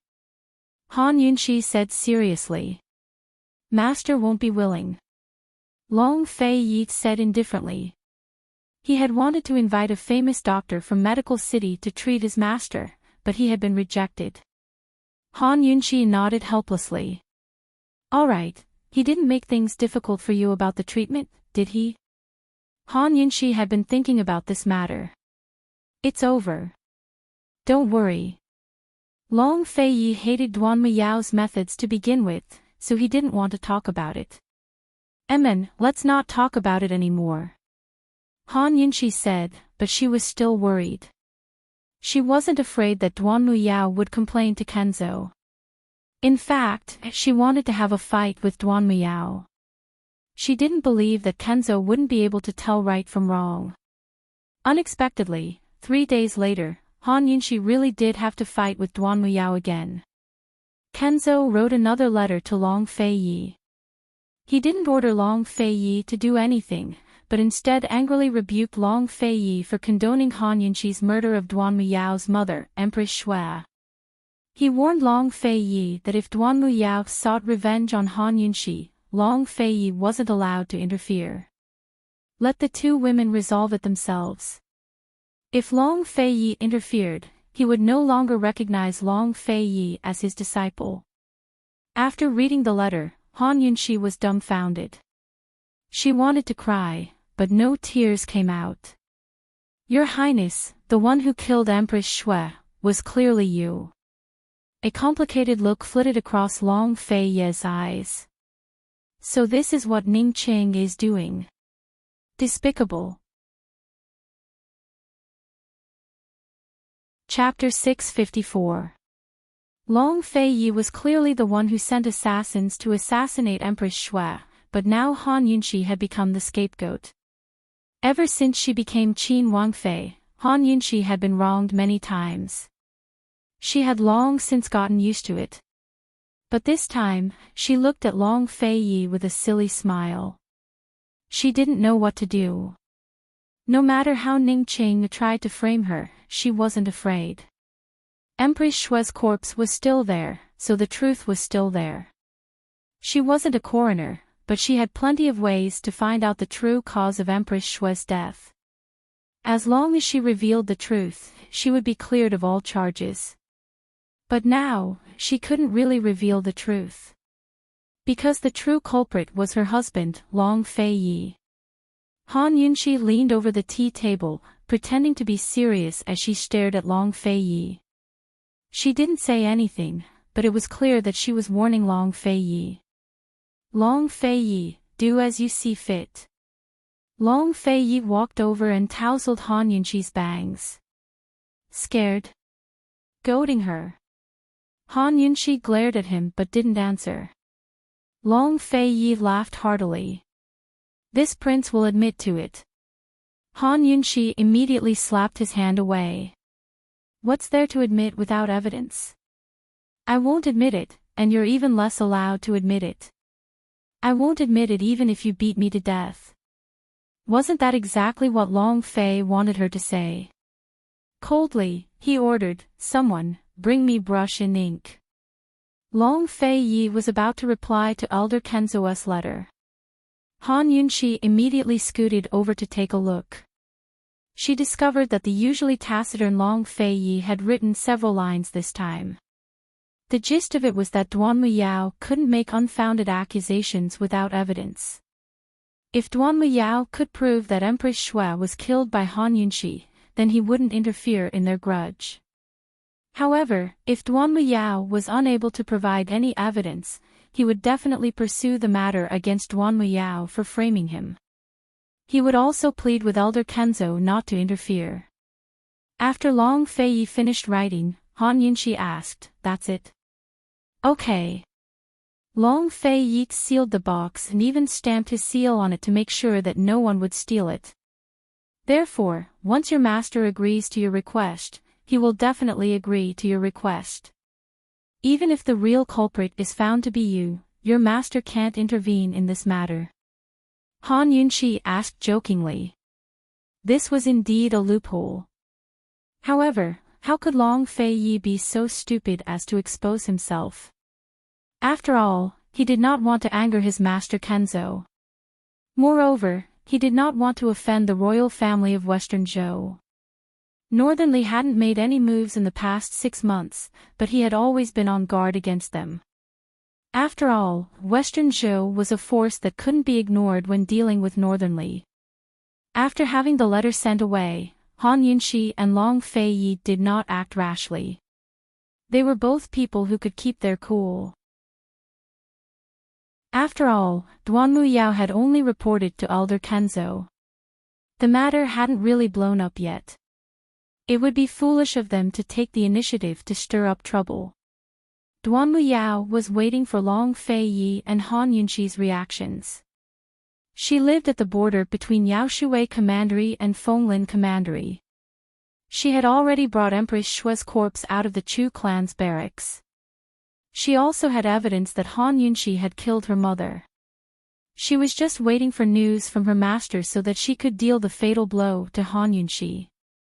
That woman not only stole her childhood sweetheart, her senior martial brother, but also killed the mother who loved her the most. If this could be tolerated, what could be tolerated? This time, no matter what price she had to pay, she would destroy Han Yunshi's reputation and make her pay with blood. Princess, a letter from Celestial Mountain. One of her servant girls brought over the letter. It wasn't from Elder Kenzo, but someone she'd arranged to stay by Kenzo's side. After reading the letter, Duan Muyao knitted her brows. Has he lost his mind again? Her master had already received the Duke of Qin's reply, but he'd lost his mind and refused to read it himself. Neither did he allow anyone else to open it, so no one knew what her senior martial brother had written. Princess, the Duke of Qin wouldn't dare to defy Elder Kenzo. As this servant sees it, we should stick to the plan and finish the battle quickly so we can avenge esteemed Empress and rest in peace, the servant girl coaxed in a low voice. Cold, Duan Muyao said, this princess is just giving master a heads up. Chu Qingge's evidence is so ample that even if the Duke of Qin wants to protect that slut, he won't be able to stop everyone's mouths. I refuse to believe that senior martial brother would offend the entire world for her sake. The more Duan Muyao thought, the angrier she grew. She issued orders on the spot to reveal Han Yunxi's murder of Empress Shui to the public. 3 days later, she'd challenge Han Yunxi to a blood debt. At the same time, she asked the Duke of Qin why he'd allowed Han Yunxi to commit such heinous crimes while cooperating with Western Zhou. Once the news spread, the peaceful western regions grew lively again. Various factions began to pay attention to the matter. Chu Qingge's temper flared as soon as she heard the news. Ignoring the presence of her servants, she cursed, that brainless slut. With a brain like hers, she still hopes for the Duke of Qin's favor. She's dreaming for the wildest. Chu Qingge was the one who'd provided Duan Muyao with the evidence against Han Yunxi. She only wanted Duan Muyao to cause trouble for Han Yunxi, but she ended up dragging His Highness Duke of Qin down with her. Is Long Feiyi someone she can question? Why should he give her an explanation? Despite her current predicament, all of Chu Qingge's hatred was still directed at Han Yunxi. She didn't hate Long Feiyi at all, much less hurt him. Abruptly, the sound of a baby crying filled the room. Only then did Chu Qingge calm down. All of the servants around her were baffled. They couldn't understand the Empress Dowager's agitation, but none of them dared to ask. Head Elder Ling and Lady Lianxin had gone into the mountains to pick medicinal plants, leaving Chu Qingge to take care of the baby herself. Although she was filled with resentment, she still grew anxious at the sound of the baby's cries. She was about to enter the room when Ning Qing showed up. As the Prince Regent, he could enter and leave Tianning's imperial harem as he pleased. No one dared to stop him. Today, he was dressed in dazzling gold robes, giving him a natural air of nobility. As soon as he stepped through the doors, his proud figure filled the room with oppressive pressure. Greetings to Your Highness Duke of Ning. May Your Highness Duke of Ning prosper. Everyone in the room fell to their knees. A few of the servant girls couldn't help but sneak a peek at him before quickly lowering their heads in fear. They couldn't help but love him. This man wasn't someone ordinary women could imagine, but all of the women in this room were filled with illusions. Chu Qingge turned her head and almost mistook Ning Qing for Long Feiyi. Even though she knew the man before her wasn't the one in her heart, she still stared at him blankly. Ning Qing didn't know what Chu Qingge's gaze meant. He didn't like it, but he was too lazy to pay her any attention. He strode over. No matter how powerful the Prince Regent was, he still had to pay respects to the Empress Dowager. Unfortunately, the palace had no such customs after he came to West Jing. Aya, what kind of wind is blowing today to bring Your Highness Duke of Ning here? Chu Qingge smiled. Ning Qing murmured, when you've used up that acupuncture needle, remember to return it to your lordship. So speaking, he turned to leave. That's it. Chu Qingge couldn't believe that Ning Qing would come all the way here just to remind her of such a trivial matter. Among the evidence she'd given Duan Muyao was a needle that Han Yunxi had used before. Ning Qing was the one who'd provided it. She assumed that Ning Qing had found the needle just to frame Han Yunxi, but now that didn't seem to be the case. Remember, if you lose it, your lordship will take responsibility.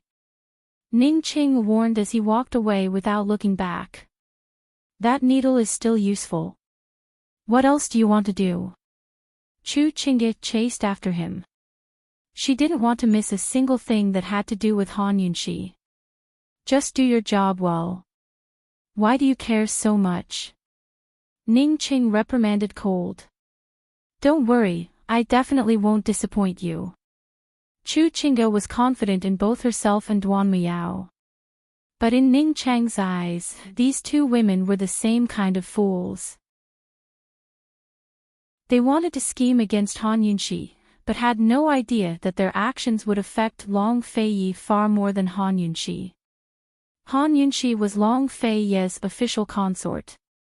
How could Long Feiyi not know of her actions? Thus, anyone with half a brain wouldn't believe that Han Yunxi was the one who killed Empress Shui. They'd only suspect that the Long Feiyi was the culprit, or that the Long Feiyi had ordered Han Yunxi to do it. Woman, why are you meddling in political affairs? Long Feiyi, take this. Ning Qing gave a cold snort before walking away with his hands clasped behind his back.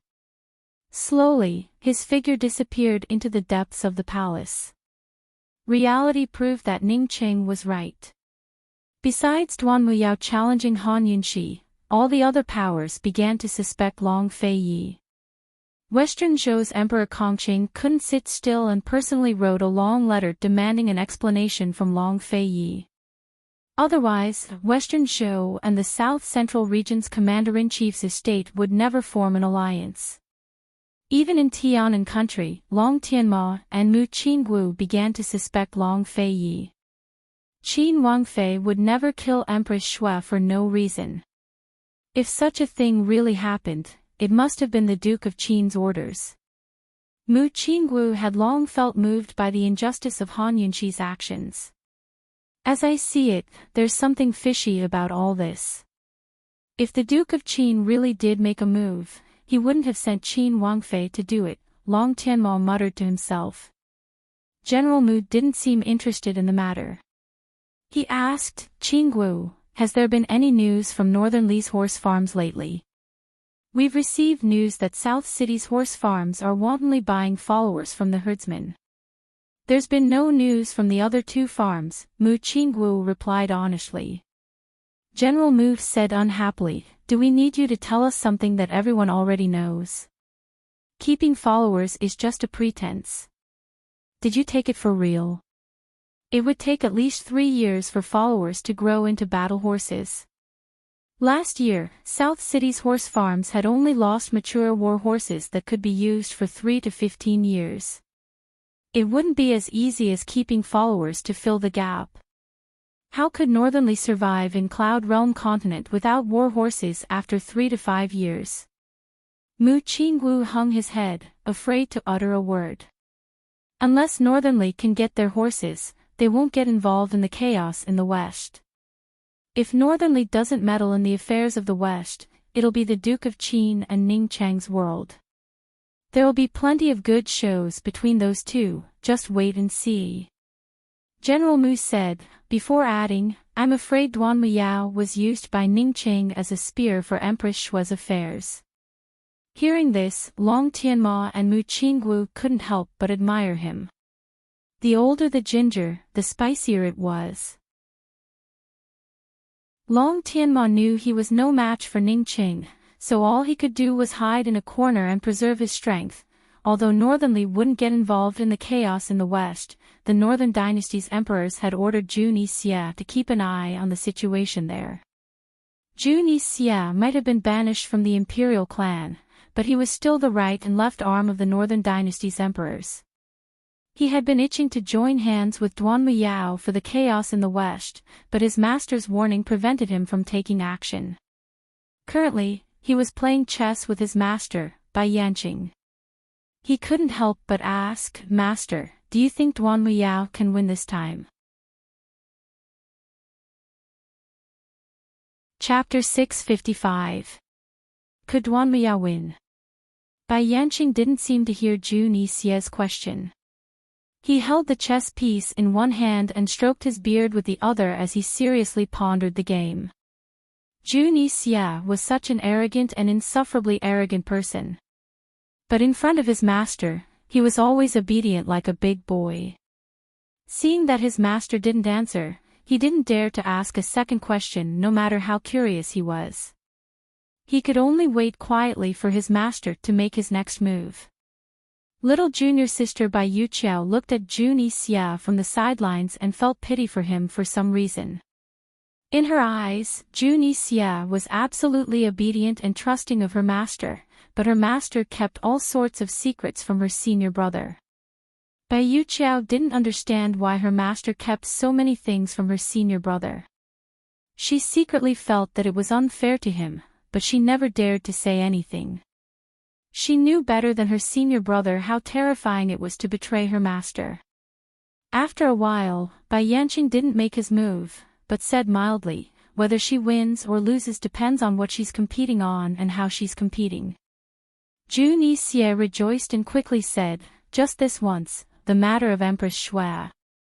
Winning or losing doesn't depend on such trivial matters, but on the end. Just wait. Duanmu Yao will win, Bai Yanqing said lightly. The end? Could it be that master already has plans? Juni Xia asked in a low voice.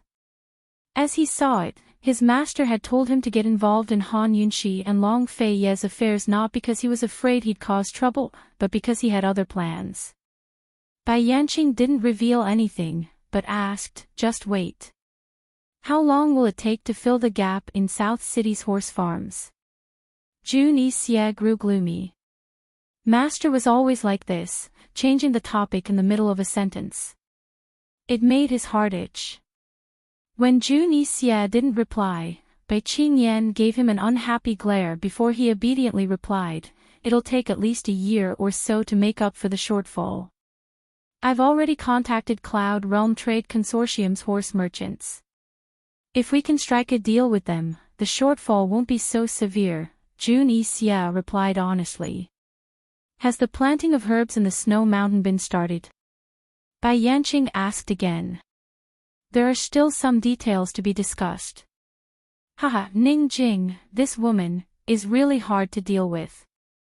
Recently, she's been preparing for her wedding, so the Snow Mountain matter has been delayed. Juni Xia was also very busy during this period. Bai Yanqing only nodded and didn't comment on anything.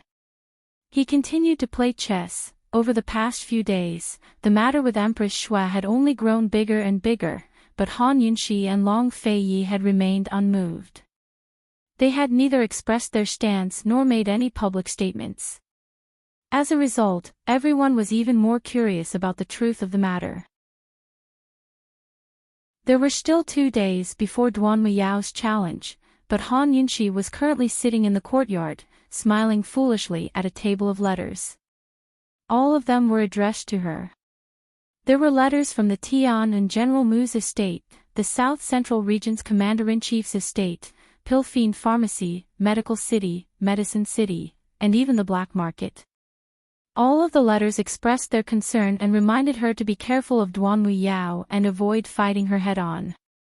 The letter from Medical City was written by Third Elder Shin, who said that if Han Yunxi was willing, he could recommend the best coroner in Cloud Realm Continent and come personally to assist with the autopsy.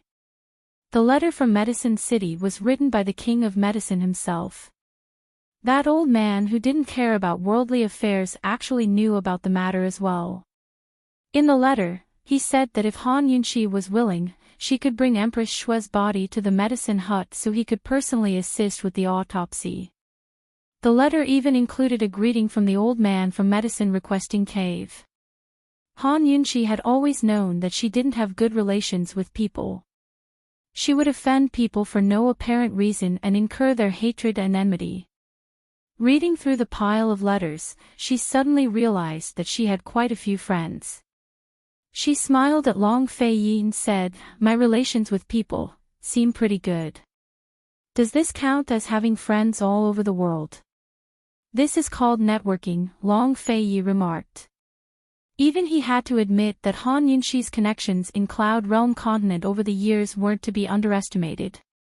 Esteemed Wang Fei has always had good relations with people. Before Gu Beiyue could finish, a black figure suddenly flew down from the sky. It was none other than Gu. He was dressed in black robes that covered his entire body except for his frivolous eyes. More accurately, he should be called Gu Qisha. Gu Qisha rushed towards Han Yunxi as soon as he touched the ground, but Long Fei kicked him before he could even get close. Fortunately, he retreated in time. He was too anxious to argue with Long Fei to ask, "Poison Lass, is Duanmu Yao serious about coming to challenge us?" Han Yunxi didn't speak, but slowly turned to look into the room. Gu Beiyue was smiling while Long Fei drank his tea. As long as Gu Qisha stayed away from Han Yunxi, he wouldn't bother with his business. Poison Lass, Gu Qisha wanted to ask more questions, but Mu Ling suddenly rushed out of the room and cried, "Your Excellency Pill Fiend." Besides Mu Ling, everyone else knew that Gu Qisha had been avoiding Mu Ling, on purpose for the past few days. Everyone remained silent, waiting for Gu Qisha to run away. Unexpectedly, Gu Qisha ignored Mu Ling, and didn't rush to leave. Instead, he asked Han Yunxi with concern, "Poison Lass, is that true?" Mu Ling, who was rushing over, stopped in her tracks when she saw this. Her joyous expression froze on her face as she stared blankly at Gu Qisha's anxious expression. She should be happy that he finally appeared, happy that he didn't run away as soon as he saw her. But why does my heart hurt so much? It's true. Han Yunxi replied, then stood up and pulled Mu Ling over. She questioned Gu Qisha, "This lass has been waiting for you for days. You're really putting on airs, aren't you?" Gu Qisha ignored them and turned to Long Fei. "Duke of Qin, are you really going to let Poison Lass fight that slut Duanmu Yao one-on-one?" Long Fei couldn't be bothered to answer. Gu Qisha didn't need to worry about this matter. "We'll talk about it when she gets here. She's not even here yet, so who knows what kind of evidence she'll bring. If I don't admit it, what can she do to me?" After Han Yunxi explained, she changed the topic and said seriously, "Ling wants to talk to you about the Mu family. Madame Lian Xian's matter has dragged on for so long, shouldn't you give her an answer? The two of you should have a good talk. Also, I've given Ling the medicine tome the king of medicine gave her. If there's anything she doesn't understand, please teach her. The two of you will be the pillars of Pill Fiend Pharmacy in the future." Only then did Gu Qisha look at Mu Ling. Mu Ling's heart was stifled, but she didn't show it on her face. She immediately put on a worshipful expression and smiled obsequiously at Gu Qisha. "Esteemed Senior Pill Fiend, I offended you last time at Pill Fiend Pharmacy. Please forgive me on account of esteemed Wang Fei and His Highness." Gu Qisha had long forgotten that this girl had challenged him on Pill Fiend Pharmacy's grand opening day. He didn't say anything and simply nodded before sitting down next to Gu Beiyue. Mu Ling immediately leaned over and respectfully poured him a cup of tea. "Esteemed senior, please be careful. It's hot."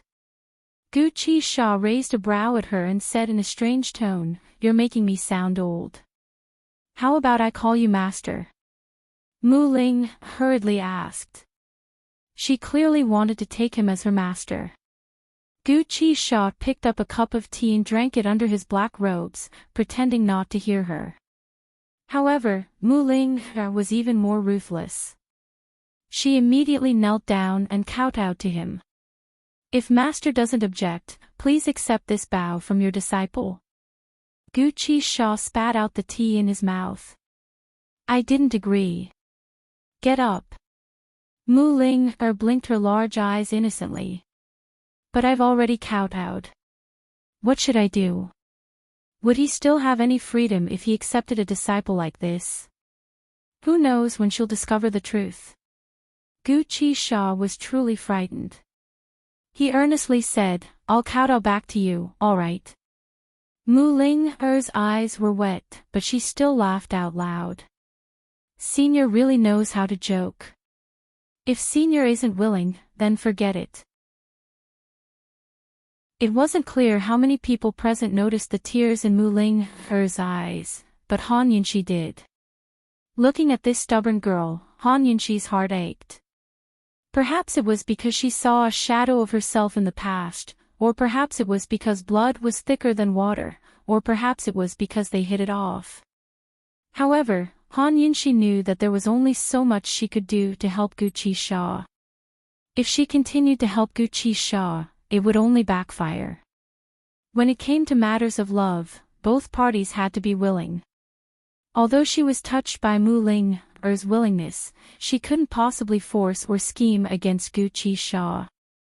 Long Fei Yi brought over a cup of tea, interrupting Han Yunxi's train of thought. She looked at him, but he was busy brewing tea and didn't notice her.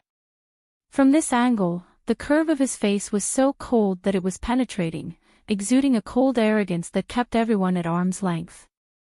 It had been more than 3 years, but he was still the same person from 3 years ago. Not much had changed. Han Yunxi sighed in her heart. Long Fei Yi, fortunately, you also like me. Since Mu Ling had already said so, how could Gu Qixia not agree? He smiled strangely. Forget it, forget it. Then, can Senior give me some pointers on the King of Medicine's ancient medical book?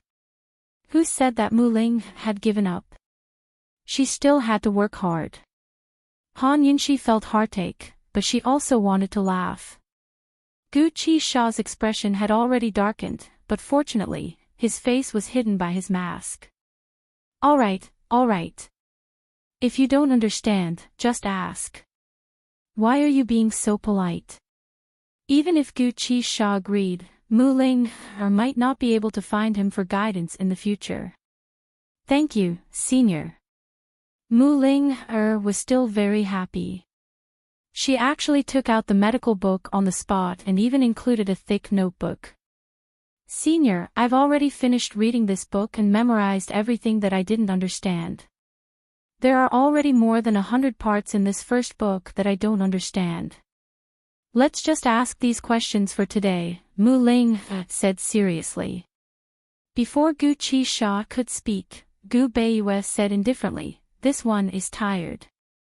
You guys go ahead. This one will take his leave first." As soon as Gu Beiyue left, Long Fei Yi stood up, followed by Han Yunxi. She smiled and said, "We still have matters to attend to. You guys can take your time discussing them." Gu Qixia originally wanted to say something, but this time, he fell silent.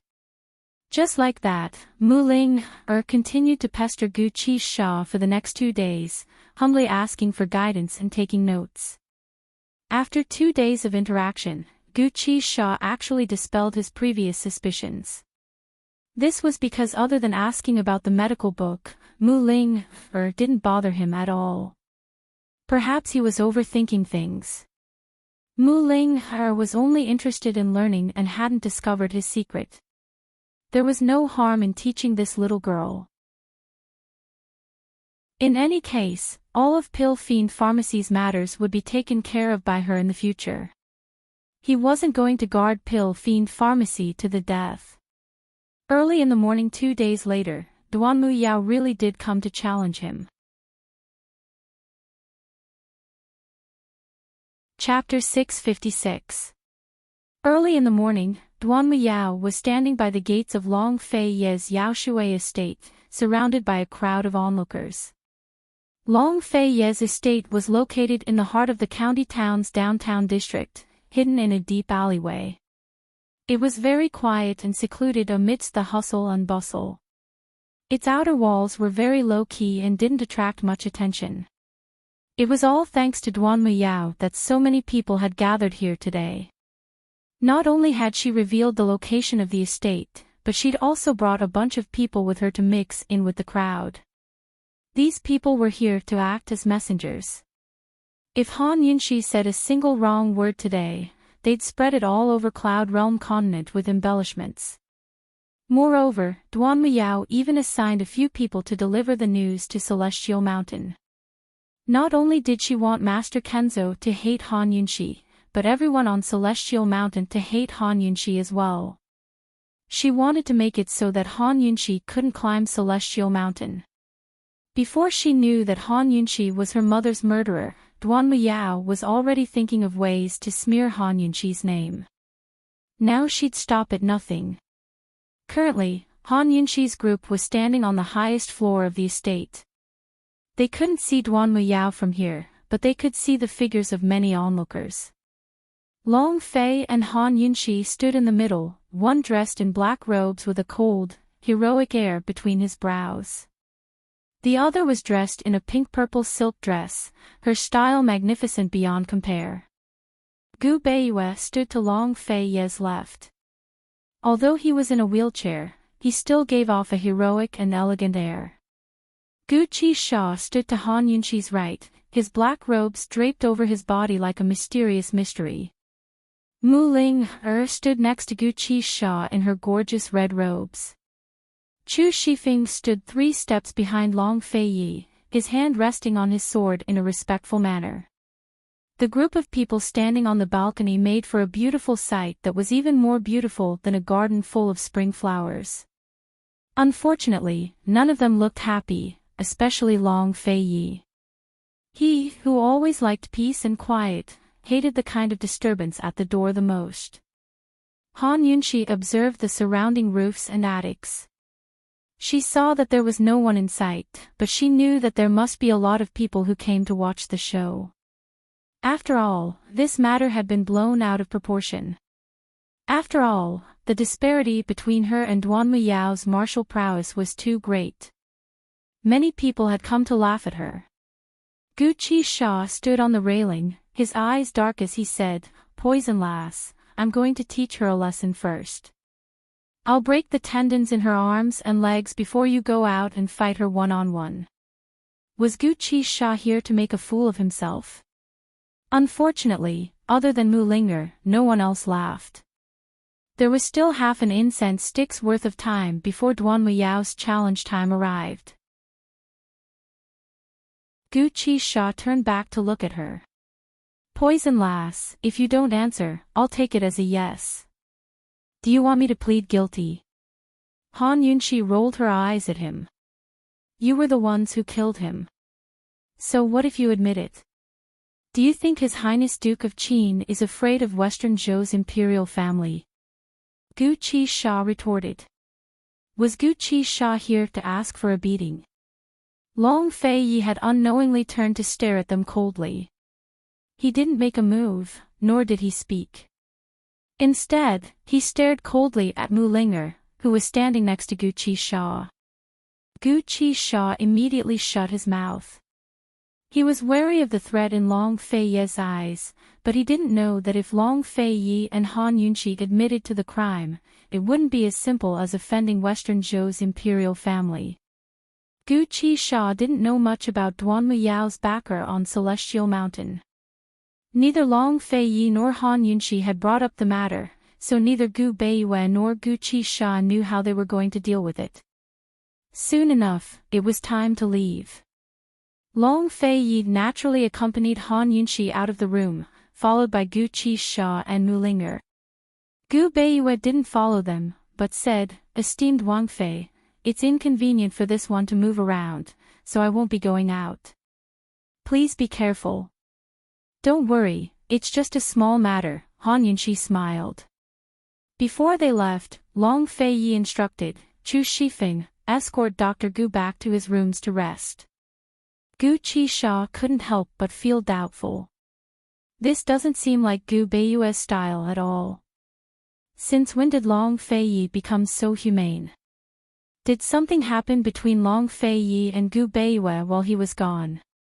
Since he was in a hurry to leave, Gu Qisha didn't think too much about it. How could Long Fei Yi be humane? He'd probably only be a lover for the rest of his life. He told Chu Shifeng to escort Gu Beiyue because the man was supposed to help Gu Beiyue get in touch with Chu Tianyin. Although he didn't help Han Yunxi on the surface, he'd put in a lot of thought behind the scenes. As soon as it was time for the challenge, a commotion broke out at the gates.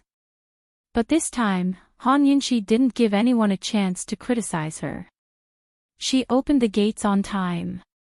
The rowdy crowd seemed to have been splashed with cold water as they fell silent. As soon as Duanmu Yao saw Han Yunxi, she angrily unsheathed her sword and pointed it at her. Han Yunxi, what grudge did my imperial mother have against you that you'd kill her? If I don't kill you today, how am I supposed to let my imperial mother rest in peace? As she spoke, she ignored Long Fei Yi, who'd come out behind Han Yunxi, and charged viciously at Han Yunxi with her sword. Slut, hand over your life. Despite the approaching danger, Han Yunxi's expression remained calm and unmoving. She crossed her arms in front of her chest and stood tall and poised, full of aura. Everyone forgot about Duanmu Yao's sword and only felt that this woman had the bearing of a queen. It was difficult to conceal her elegance and dignity. Seeing that Han Yunxi wasn't dodging, Duanmu Yao's eyes flashed with ruthlessness. She lightly tapped the ground with her foot and used the momentum to move with her sword, which was as fast as an arrow. In a flash, both she and her sword turned into shadows, their speed too fast for anyone to react to. Everyone knew that Duanmu Yao had received Kenzo's teachings and that her sword skills were exquisite, but they didn't expect her to be so strong. In the blink of an eye, the sharp edge of her sword had already reached Han Yunxi's heart. It's over. In that instant, everyone's minds went blank. They were all very surprised. Everyone thought that Long Fei Yi would intervene, but given the current situation, even Long Fei Yi wouldn't be able to stop her in time. Who would have thought that a miracle would happen? Long Fei Yi hadn't intervened and Duanmu Yao had retreated. Duanmu Yao could have killed Han Yunxi, but she'd retreated on her own accord. In the blink of an eye, she was already 10 steps away from Han Yunxi. She lost her balance and fell to the ground, coughing up a mouthful of black blood. What's going on? Everyone was dumbfounded. Even Gu Qixia and Mu Ling were dumbfounded. Long Fei Yi hadn't intervened, so what had Han Yunxi done? When did she become so powerful? Everyone took a closer look and saw that Han Yunxi was holding a golden needle in her mouth. It didn't look like the medical needles she usually used, but more like a concealed weapon dipped in poison, emitting a faint glow. Those in the know immediately understood what was going on. Han Yunxi was truly cunning, but also truly brave. She'd allowed Duanmu Yao to close in, but had used a poisonous needle to threaten her. Duanmu Yao only had 2 choices in the face of such a situation. One was to injure both of them and die, and the other was to retreat. If Duanmu Yao hadn't retreated, the needle in Han Yunxi's mouth would have taken her life at such a close distance. And if Duanmu Yao had retreated, she wouldn't have been able to unleash her sword energy. Instead, she would have been hit by her own energy instead. Duanmu Yao didn't have the courage to make an exception and retreat in her panic. She'd already spat out black blood, so her internal injuries weren't light at all. In reality, Duanmu Yao had already suffered internal injuries. Now, she'd suffered even more internal injuries. If the duel had started, Han Yunxi would have defeated Duanmu Yao in one move. With Duanmu Yao's current strength, she wouldn't have been able to deal with Han Yunxi's pear blossom teardrop rain. Everyone was dumbfounded when they realized what had happened. No one had expected the duel between these 2 women to end up like this. Hadn't it not even started yet? How could it have ended so quickly? Could Han Yunxi not be so scary? Han Yunxi held the poisonous needle in her mouth as she looked down at Duanmu Yao from above. Even men couldn't compare to her carefree and uninhibited aura. Her appearance was the symbol of first class, but her temperament and her elegance were even more unmatched. Gu Qixia and Mu Ling were also dumbfounded.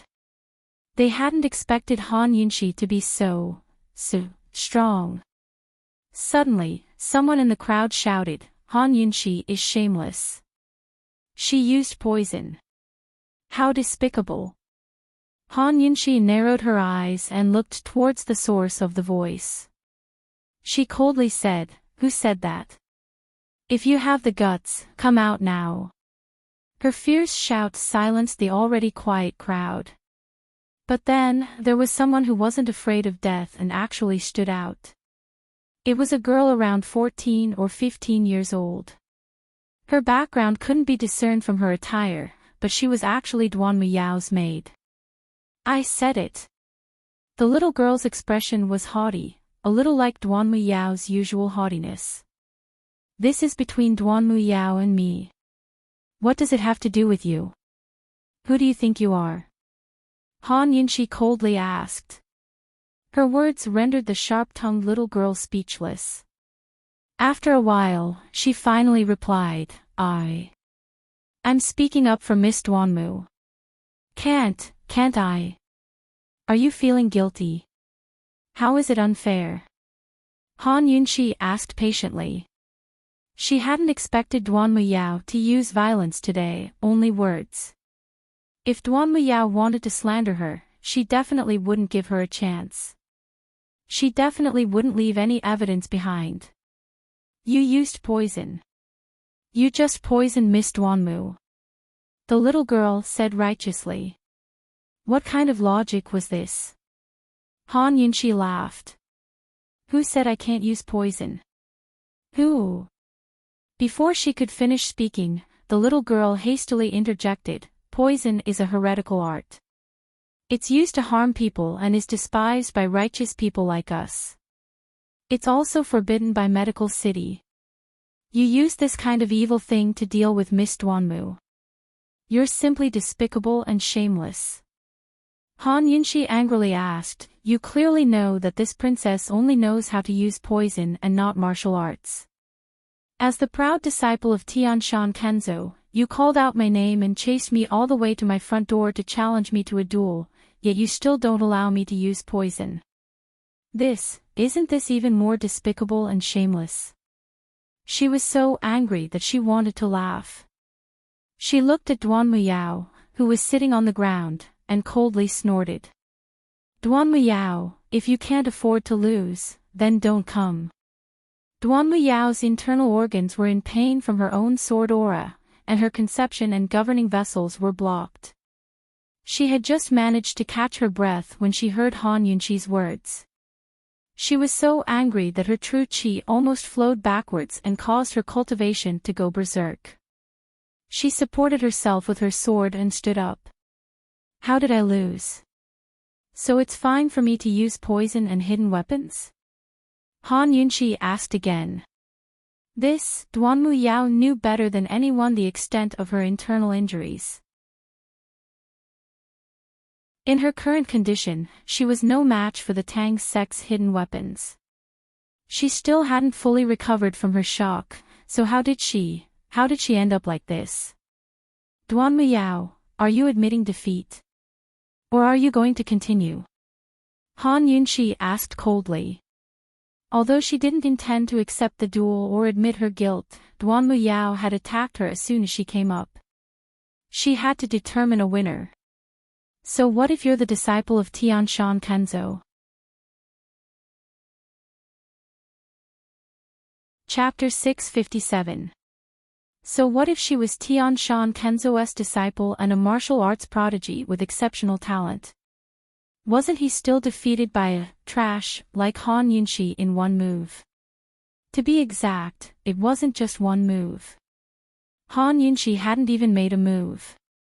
All she did was spit out half of the poison needle she'd hidden in her mouth. Duan Muyao had scared herself and immediately retreated to harm herself. Who knew how Duan Muyao's people would twist the truth and spread the rumors? In any case, Long Fei Yi had already ordered people to spread the truth of the matter, even to Celestial Mountain. After all, Tian Shan Kenzo was the head of the Wulin Alliance. Kenzo's disciples had always been proud of Celestial Mountain and thought highly of themselves. If they knew that Duanmu Yao had been defeated by someone who didn't know any martial arts, they would probably curse her for being a disgrace to Tian Shan Kenzo. Duanmu Yao, I'll take your silence as an admission of defeat. Han Yunqi asked again. Duanmu Yao was extremely sullen. Everything had been well planned. Her senior brother wouldn't make a move out of fear of her master. She would beat up Han Yunqi first, then take out the evidence of her murder and demand an eye for an eye. Who knew things would turn out like this? Was she dreaming or not? Damn it. Han Yunqi, I'm not here to compete with you. Duanmu Yao changed the subject and said coldly, I'm not here to discuss victory or defeat with you today. I'm here to take your life and avenge my imperial mother. With a wave of her sword, 10 sword maidens stepped out from the crowd.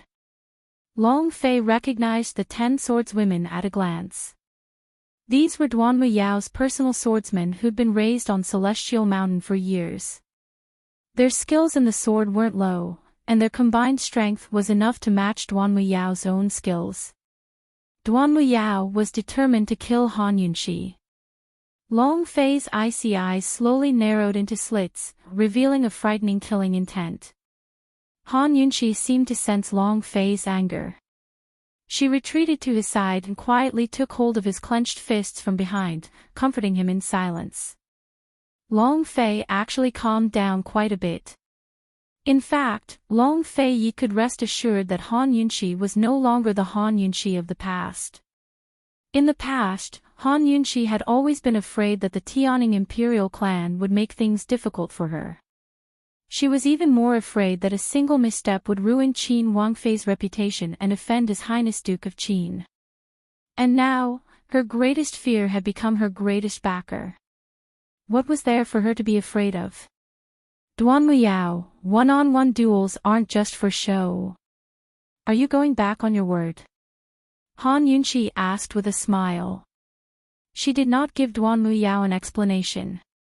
It's fine if you want to go back on your word. So what if it's a group fight? It's not like I don't have people on my side. At her words, everyone turned to look at His Highness Duke of Qin. Although His Highness Duke of Qin was standing there expressionlessly with no intention of making a move, everyone's hearts still raced in their chests. With His Highness Duke of Qin here, there was no need to talk about one-on-one duels or group fights. His Highness Duke of Qin alone was enough to sweep away Duanmu Yao's group. Naturally, Duanmu Yao was fearful. Han Yunqi, she said angrily, this princess came here today for revenge. Don't talk nonsense. No one's going to fight you one-on-one or group fights you. Han Yunqi sighed. Then just what do you want to do? You were the one who challenged me to a one-on-one duel. You even brought a bunch of helpers. If you don't want to fight me one-on-one or group fights, do you want this Wang Fei to stand there and let you chop me up? Ha! Gu Qisha couldn't help but laugh out loud. Much of the crowd laughed as well. In Han Yunqi's eyes, Duanmu Yao's actions were truly laughable. There was no need for Long Fei to send people to spread the news. Naturally, there would be people who would spread the news. Duanmu Yao was bound to lose face. Duanmu Yao flew into a rage out of humiliation. She had clearly come here to avenge herself, so how did things end up like this? Men, get him. Kill her. She roared. The 10 sword maidens unsheathed their swords, and several black-clothed swordsmen appeared out of thin air to protect Han Yunqi. Han Yunqi didn't understand, but Gu Qisha and Mu Ling were shocked.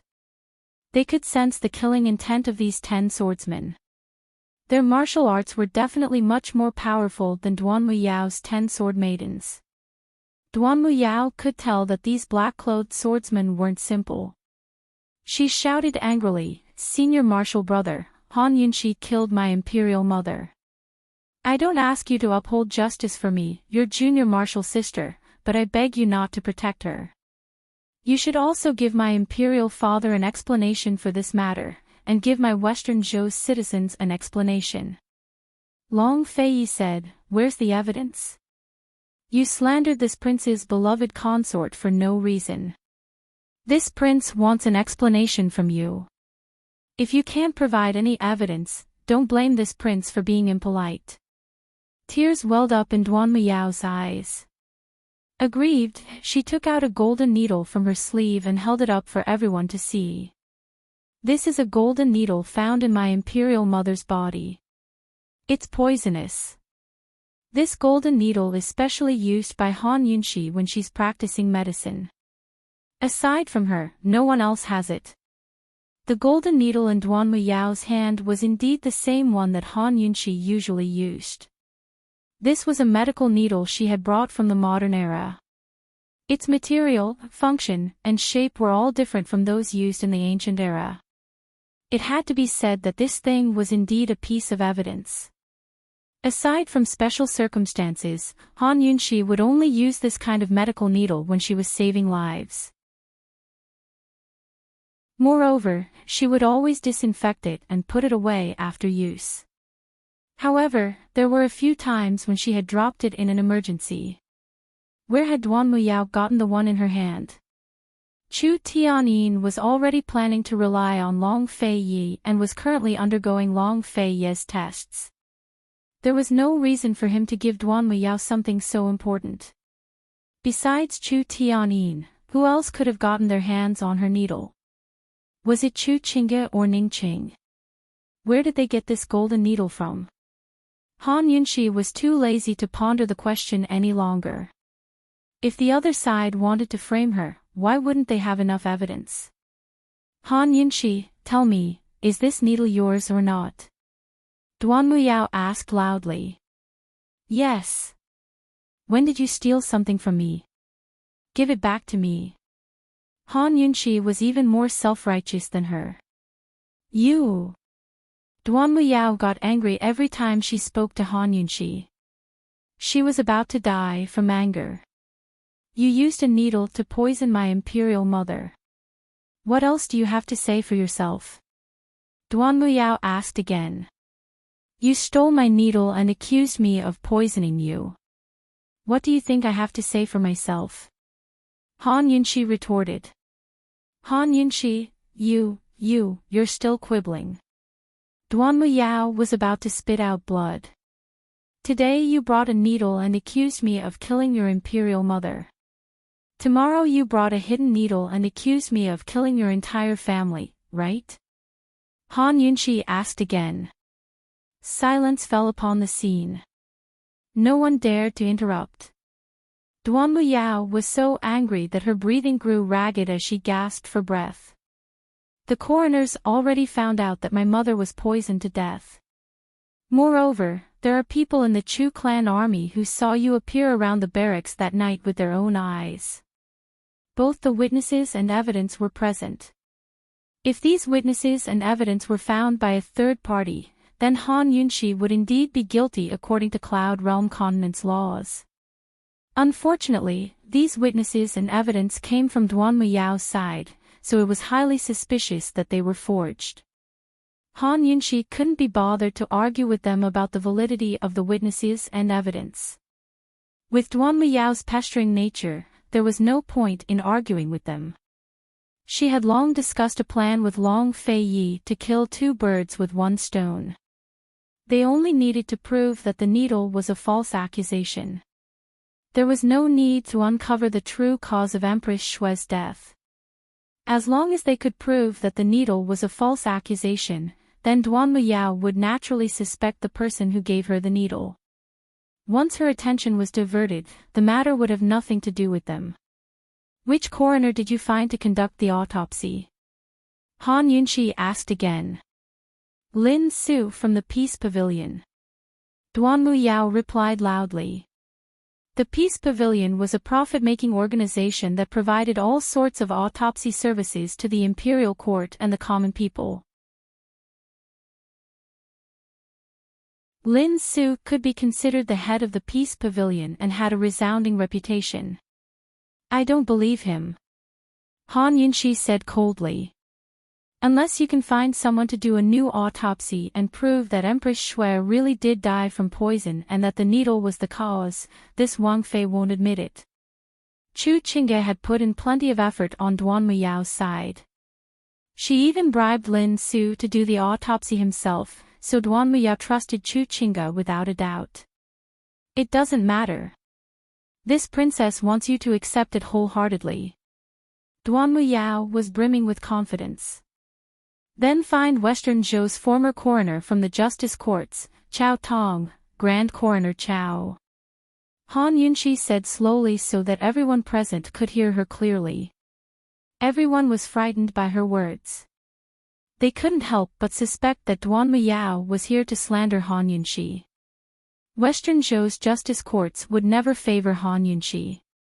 They'd definitely tell the truth based on facts. Meanwhile, Grand Coroner Chao Tong was Cloud Realm Continent's #1 coroner. His skills at autopsies were top-notch and his reputation was unquestionable. If Han Yunxi dared to invite him here, then it meant she wasn't guilty at all. Duan Muyao laughed out loud. Han Yunxi, stop pretending. You know full well that Chao Tong's retired for years. There's no way you can invite him here. And if I can? Han Yunxi retorted. What a joke. Duan Muyao still couldn't believe it. Chao Tong had solved many major cases for Western Zhou, but he'd retired for years due to personal reasons. Her imperial father had once sent the crown prince to invite him, but he'd failed. What was Han Yunxi to do? Grand Coroner Chao is already on his way here. He'll arrive in 2 days. Duan Muyao, if you're still a filial daughter who wants to know how your imperial mother died, then hurry and bring her body here, Han Yunxi said seriously. Duan Muyao finally realized she wasn't joking and was stunned. A frightening thought flashed through her mind. Could it be that Han Yunxi wasn't the culprit? Was she being used by Chu Qingge? The Chu clan was the real culprit. Duan Muyao quickly recovered her wits. She refused to believe her own suspicions. She was certain that Han Yunxi was the real culprit, and that Han Yunxi was just scaring her. She said fiercely, "Fine. 2 days later, I'll make you accept it wholeheartedly. A life for a life." 2 days later, Chao Tong really did show up at the Yaoshui estate. Han Yunxi had only been able to invite Chao Tong because 3rd Elder Shen of Medical City had helped her in secret. As an elder of Medical City, 3rd Elder Shen couldn't openly help Han Yunxi, so Chao Tong didn't reveal his relationship with 3rd Elder Shen. Instead, he claimed to be an old official of Western Zhou and vowed to investigate the cause of Empress Shui's death. Princess, don't worry. This one definitely won't let esteemed Empress die in peace. Chao Tong continued to call Duan Muyao princess with sincerity. Duan Muyao's resolute heart wavered again. She nodded and said, "My imperial mother's body is right there in the courtyard at the end of the alley. Let's go." Everyone followed Chao Tong out, with Long Fei Yi and Gu Qisha accompanying Han Yunxi. Gu Qisha murmured, "Did you bribe Chao Tong?" Han Yunxi murmured back, "It's already good enough that we managed to invite him." "You can't bribe him. Then aren't you afraid that he'll reveal the truth?" Gu Qisha grew alarmed. After all, it wasn't Han Yunxi who killed Empress Shui, but Long Fei Yi's men. His title as the world's #1 coroner wasn't just for show. Where did Long Fei Yi and Han Yunxi get their self-confidence from? What medicine were they selling in their gourds?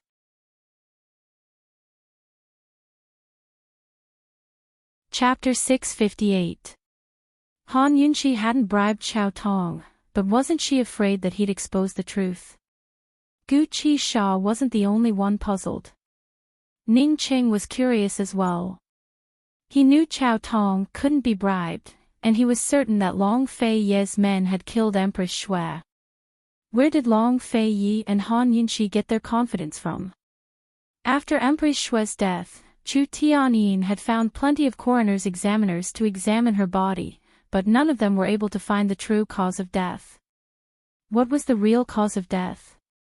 Were Long Fei Yi and Han Yunxi so sure that Chao Tong wouldn't be able to find out the truth? Ning Cheng's gaze was fixed on Han Yunxi's back the entire time. His lips curved into a mischievous grin. Even when Han Yunxi's figure was swallowed up by the crowd, he still wanted to see more. He disguised himself and blended into the crowd, accompanied by a few servants in disguise. They were all puzzled. His Highness Duke of Ning had plenty of work to do, so why had he traveled non-stop for 2 days and 2 nights just to come to Yaoshui himself? The Bailey Trade Consortium had urged him multiple times to attend Ning Jing's wedding, but he'd refused every time. It wasn't like he could show his face in person, so what was the difference between watching the crime scene and sitting in the palace waiting for news?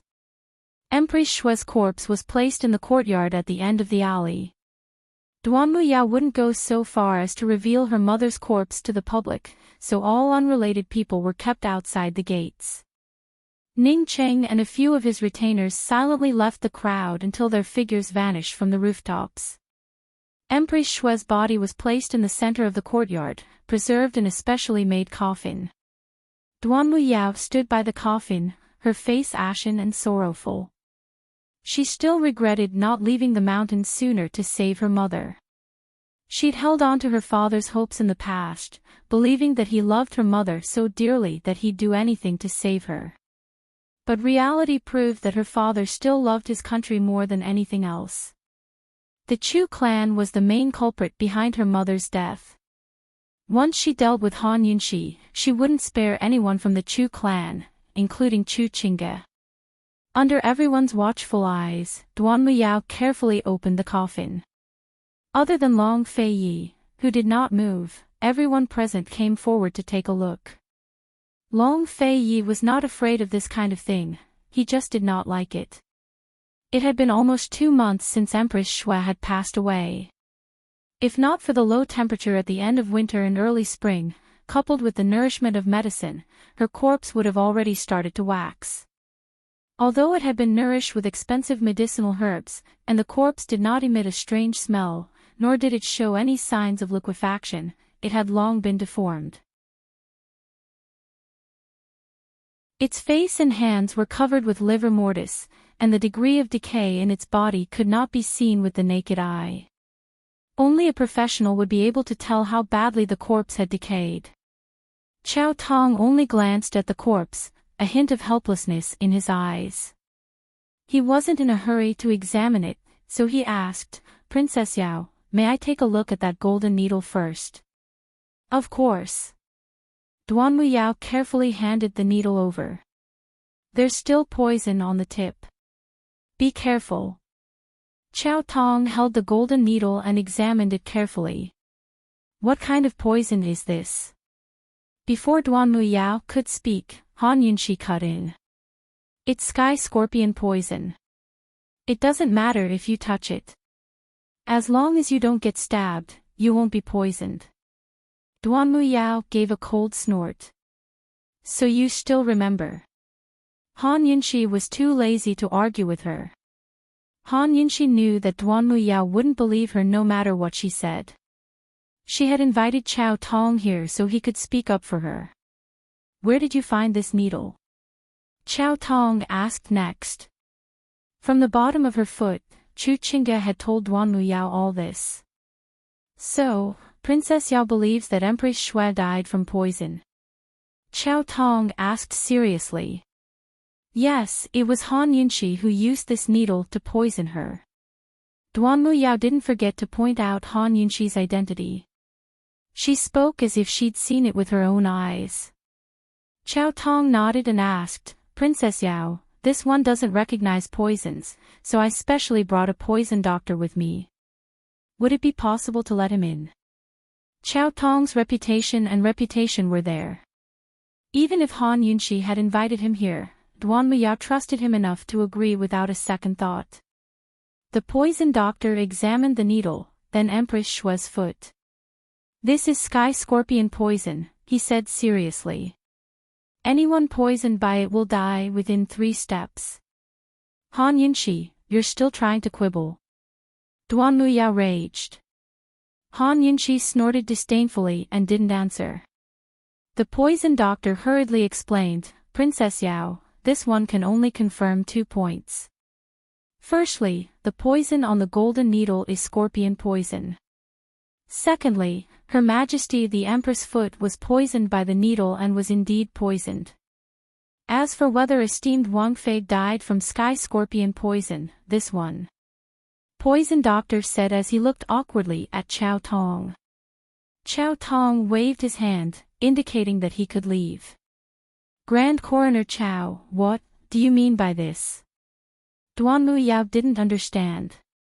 To reply, "Princess, esteemed Empress Shue's passed away a long time ago. There's no point in examining her body," Chao Tong said tactfully, but everyone understood his meaning. Generally speaking, there was no point in examining a corpse after 7 days of death. No matter how well Empress Shue's body was preserved, it was impossible to examine it. "Princess Yao, from the evidence we currently have, it's very likely that esteemed Empress Shue died from poison. However, because there's no way to conduct an in-depth examination, this one can't come to a conclusion," Chao Tong said seriously. Duan Muyao knitted her brows. "What did you say?" Chao Tong was still serious. "Princess Yao, esteemed Empress Shue was indeed poisoned, but this one can't confirm whether she died from poison. I hope Princess Yao will reconsider and not wrongly accuse a good person. Let the true culprit go." Duan Muyao's gaze turned complicated. She looked suspiciously at Han Yinshi, but Han Yinshi didn't say anything and allowed her to look. It was unknown what Duan Muyao was thinking, but after a while, she said angrily, "What else can't you confirm? The evidence is irrefutable, it was her." Yes, it was me. I'll admit it, all right." Han Yinshi suddenly said impatiently. Duan Muyao was very surprised, but Chao Tong was angry. "Esteemed Wang Fei, if you want to admit your guilt, why did you invite old man here? What do we do now that the autopsy isn't conclusive? The golden needles were indeed mine, and there were needle wounds on the soles of my feet. If I don't admit it, who will?" Han Yunqi shrugged helplessly. "Esteemed Empress, old man just said that there was poison in the body. Although there were signs of poisoning, there was also physical evidence. However, we can't confirm whether esteemed Empress Shui died from poison, and we can't find any other cause of death, so we can't come to a conclusion. Do you understand?" Chao Tong was a little anxious. Why didn't these 2 women understand even after he'd explained twice? One was Western Zhou's princess, a celestial mountain disciple, and the other was Qin Wangfei. They weren't stupid. Seeing that Han Yinshi didn't say anything, Chao Tong asked again, "Esteemed Wangfei, do you understand?" Third Elder Shin had helped him a lot, and this was the first time he'd asked him for help. He couldn't be a hindrance. Moreover, he'd been doing autopsies all his life and hadn't found a single case that was unjust, false, or wrong. This time, he had to make an exception and preserve his integrity in his later years. He couldn't make a hasty decision just because he couldn't do the autopsy. This was an autopsy, not a matter of one or the other logic. I understand, but it's a pity that some people still don't understand. Sigh, some people are stupid. Han Yinshi smiled. She didn't say who was stupid, but Duan Muyao immediately admitted it. She snorted, "Who says I don't understand? Great Coroner Chao, if you can't find any other evidence, then you can prove that she's the murderer. Don't you understand this logic?" Duan Muyao actually retorted to anger Chao Tong. Chao Tong's mouth twitched. He could tell that Qin Wangfei wasn't stupid. As for whether Princess Duan was stupid or not, he was at a loss. I don't understand. Qiao Tong shook his head. Duan Muyao said seriously, how can you not understand such a simple logic? If the murderer isn't Han Yunxi, why would the golden needles be stabbed under my imperial mother's feet? Could it be that someone framed her? After my imperial mother died, they added another needle. Long Fei Yi was the first to laugh at her words. Of course, he wasn't laughing because of Duan Muyao, but because of Han Yunxi. Without a doubt, Han Yunxi had been waiting for Duan Muyao to say it herself. Gu Qisha and Mu Ling were secretly amused as well. Qiao Tong was the only one who laughed out loud. Princess Duan, you're right. If the needle was added later, then we might have jumped to conclusions today. The real murderer will probably laugh at us. Duan Muyao gave a start, frightened by her own words. If Qiao Tong or Han Yunxi had said those words in the beginning, she might have denied them immediately. But now that she'd said it herself, she couldn't help but think it over. When she recalled Qiao Tong's words and Han Yunxi's reaction, her resolute heart wavered again. She muttered to herself, Chu Qingge, Princess Duan, we can't let esteemed Empress die with grievances. Qiao Tong said. It's just a single needle. This Wang Fei won't accept it even if I admit it. Han Yunxi said coldly. Duan Muyao glanced at Han Yunxi before relenting. Then what do you want to do? We can't do an autopsy now. Princess Duan, old man has an idea, but... Qiao Tong was in a difficult position. Go ahead and say it. Duan Muyao said seriously. Old man remembers that there's a wondrous medicine in the world called rising from the dead. Before he could finish, Duan Muyao grew agitated. Rising from the dead. You're thinking too much. Rising from the dead is a heaven-defying medicine that can restore a corpse to its original state in a short period of time. But once the time passes, the corpse will turn into a puddle of blood. In other words, there won't even be bones left. Mu Ling was the one to explain. She knew all the wondrous medicines in the world. No wonder you're a genius from Medicine City. My apologies for my lack of manners. Qiao Tong smiled and bowed. I don't dare. Mu Ling was very modest as she turned to Duan Muyao. This medicine is hard to come by. It's hard to find it in such a short time. According to this one's understanding, this medicine comes from Medicine City's medicine hut. Qiao Tong looked towards Han Yunxi and tried to sound her out. I wonder if esteemed Wang Fei. Han Yunxi cut him off before he could finish. What's there to be afraid of? As long as the medicine hut has the medicine, this Wang Fei will definitely ask master for it.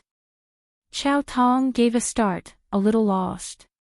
He wasn't trying to test esteemed Wang Fei's courage, but whether or not esteemed Wang Fei could beg the king of medicine for rising from the dead.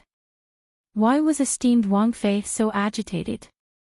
Duan Muyao saw Han Yunxi's agitation. She didn't want to believe that Han Yunxi wasn't her mother's murderer, but Han Yunxi's actions had shaken her heart again and again. Had she really framed Han Yunxi? Had she really been played for a fool by Chu Qingge? Duan Muyao's mind was in a mess with these two questions. Princess Duan, then, should we use this medicine or not? Qiao Tong asked seriously.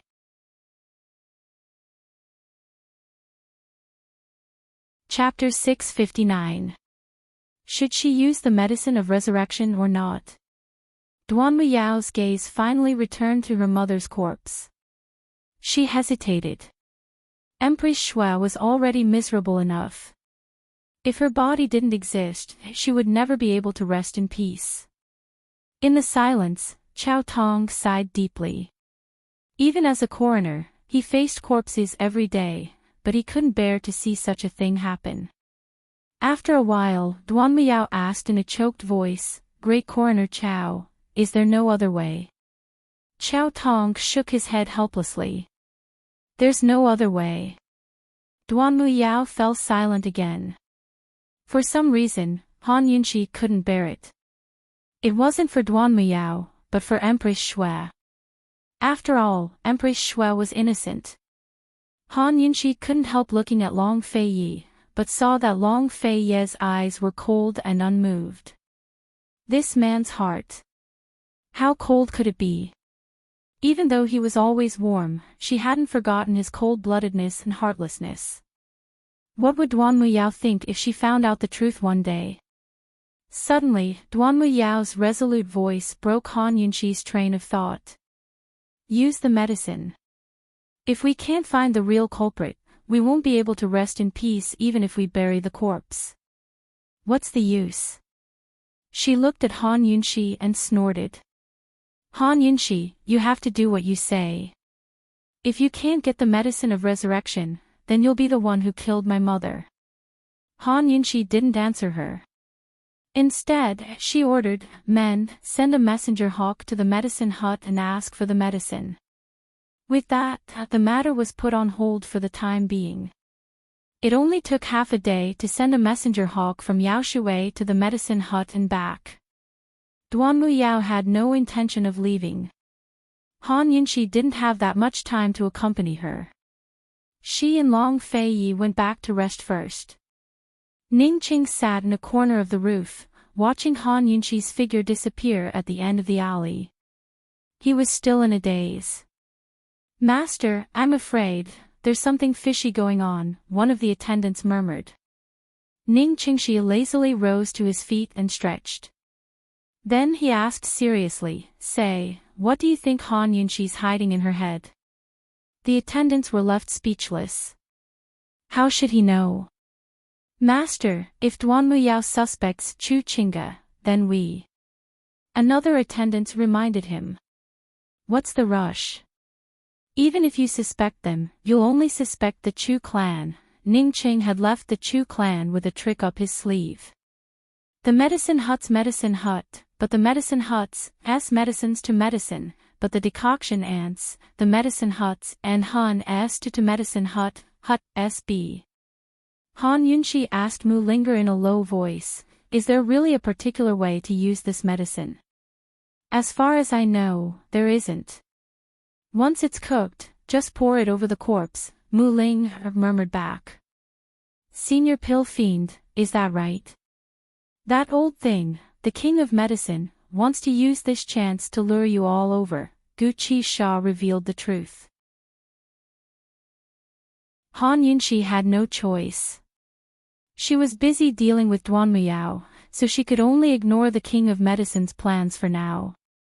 In any case, the king of medicine couldn't do anything to her even if he lured them over. What if the king of medicine starts making conditions again by the time we get there?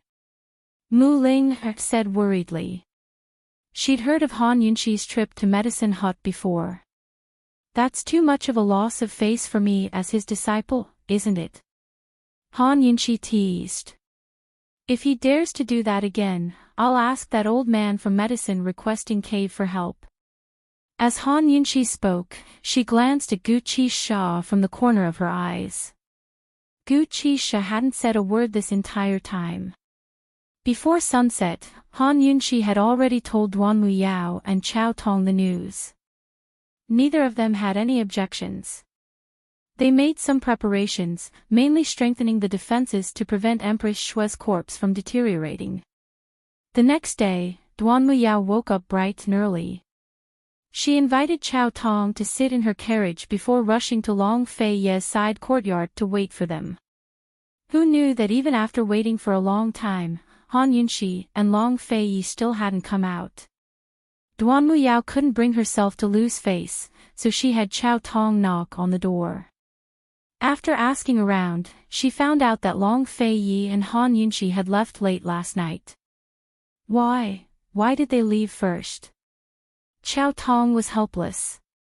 Esteemed Wang Fei said that when you arrived in Medicine City, you should go directly to the Council of Elders. Someone will bring you to the medicine hut, the servant said seriously. Qiao Tong didn't ask any questions, but returned to the carriage to see Duan Muyao's face turn gloomy. It was obvious that Long Fei Yi and Han Yunxi didn't want to travel with her. Actually, Ning Qing was hiding in the shadows as well. He'd come early in the morning to wait for them, but hadn't seen anyone either. Master, Miss Jing's wedding date has been set, so there's no time. In a few days, the Tang clan will come to propose marriage. The wedding will be at the end of the month, the servant reported. Miss Jing and young Master Nuo have already been arguing for 2 days. Miss Jing refuses to stay at the Tang clan for a full year, so young Master Nuo has asked you to go back and preside over the situation. How troublesome. Ning Cheng was impatient, but he still returned to Cloud Realm Trade Consortium.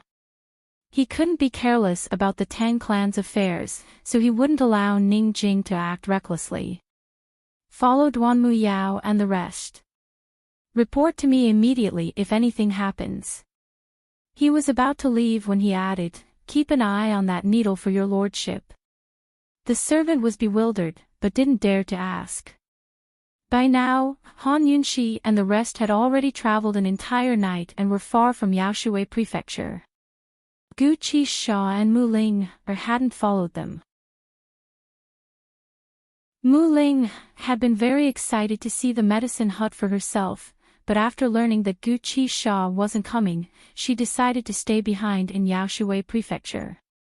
Gu Qisha only said, "What does it have to do with this old man?" before deciding not to come. Han Yunxi didn't pursue the matter, while Long Fei Yi seemed to have guessed something, but didn't ask. Long Fei Yi was currently reading a letter from the Tang clan about Tang Li's wedding. Has Cloud Realm Trade Consortium made any progress in planting medicinal ingredients in northern Li's snowy mountains? Long Fei Yi asked. Not yet. I'm afraid they've been delayed by Ning Jing's wedding, Chu Shifeng replied from outside the carriage. Keep a close eye on them.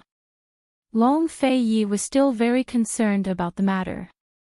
After all, it would directly affect Han Yunxi's position at Pill Fiend Pharmacy. Han Yunxi didn't take the matter to heart.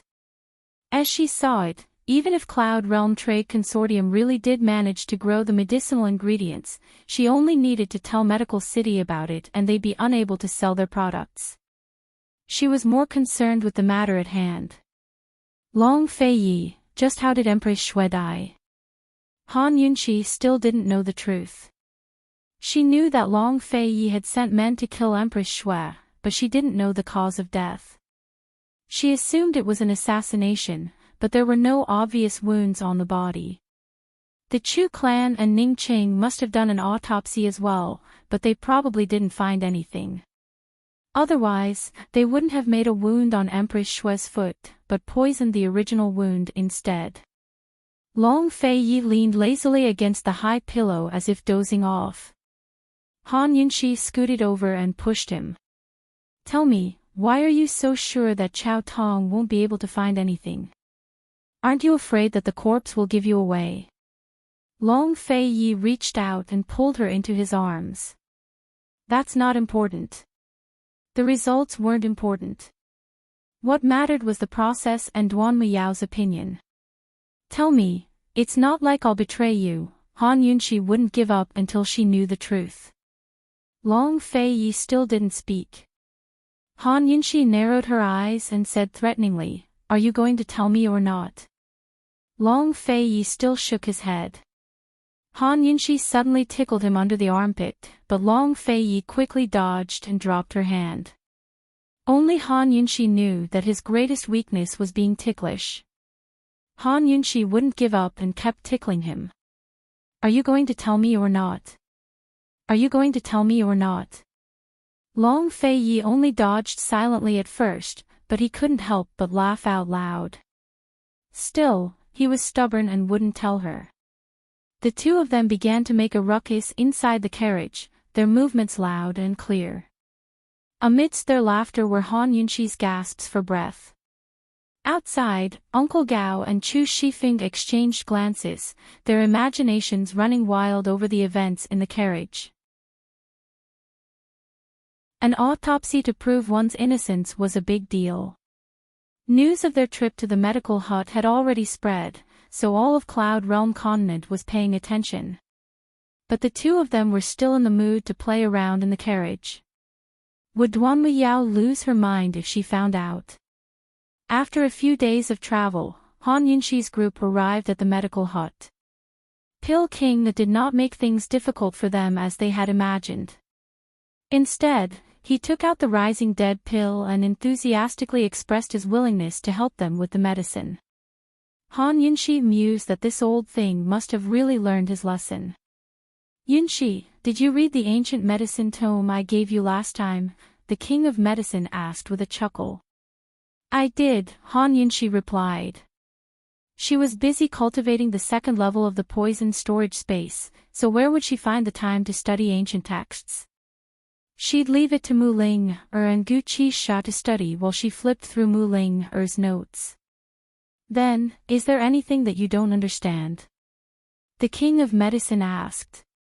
He'd given the ancient medicine tome to Han Yunxi so she could write letters to him and ask for his guidance.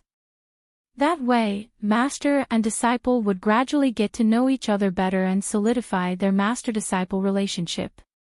Since he couldn't force this girl to stay, he was more than willing to be her master. I'm still reading. I'll think about the parts one don't understand. It won't be too late to ask after I understand them, Han Yunxi said half-heartedly. After chatting a bit more, she went to visit the old man at Medicine Requesting Cave. Compared to the King of Medicine, Han Yunxi liked the old man more. Unfortunately, he refused to see her because he had no good news. He was waiting for his disciple to return. Han Yunxi couldn't help but feel angry at Gu's smiling eyes. No matter how much she pitied the old man, she'd never betray Gu. Han Yunxi and Long Feiyi rested at the medicine hut for half a day before Duan Muyao and Qiao Tong were brought over by the Council of Elders. The King of Medicine examined the corpse and immediately brewed the medicine himself without saying a word. Qiao Tong greatly respected the King of Medicine. He was already so old, but he acted like a little follower, following the King of Medicine around and helping him. On the other hand, Han Yunxi, the disciple, stood on the sidelines and watched with folded arms. Truly outrageous. It was also here that Duan Muyao finally believed that Han Yunxi had been accepted as a disciple by the King of Medicine. Her already bad mood worsened. After all, the status of a disciple of the King of Medicine wasn't low. Aside from being Qin Wangfei, Han Yunxi had another identity to show off. Duan Muyao hated the feeling of being pulled closer. Soon, the King of Medicine finished brewing the medicine and personally came over to administer it. Although he put on an act and made a lot of fuss, the medicine still ended up being sprinkled on the corpse. As more and more medicine was sprinkled on the corpse, it slowly recovered. Qiao Tong watched from the sidelines, his brows furrowed even tighter. What had he discovered?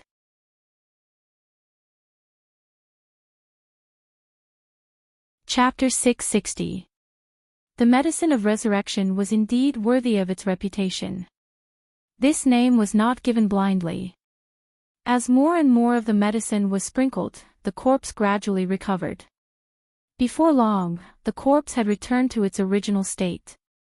Aside from a slightly greenish complexion, it was no different from a sleeping person. Those who didn't know better might actually think that Empress Xue had come back from the dead. Everyone was stunned by the effects of the medicine. Even Long Feiyi was secretly shocked. There were many things that couldn't be accomplished by martial arts, but medicine could create miracles. Qiao Tong's brows furrowed as he watched the corpse slowly recover. He had seen the secret hidden in the corpse at a glance. This case could be said to be half solved. He shook his head in disbelief. At this time, everyone was still shocked by the effects of the medicine and didn't notice his reaction. The medicine of resurrection will only last for 4 hours. After that, the corpse will turn into a pool of blood and not a single bone will be left. Girl, what do you want to examine? Hurry up. The king of medicine only had eyes for Han Yunshi. If not for Han Yunshi, he wouldn't have let this group of people into the medicine hut so casually. Great Coroner Chow, hurry up. Han Yunshi was calm and didn't look like a suspect. Duanmu Yao had been observing her all this time. Although she didn't want to believe it, the more she looked at Han Yunshi, the more she felt that Han Yunshi didn't look like the murderer. Duanmu Yao was irritated and stopped looking at her. Cold, she said, Great Coroner Chow, the cost of restoring the corpse is not small. You must be careful. If there's any mistake, you should know the consequences. Princess Duan, there's something this one must tell you first. Chow Tong said seriously.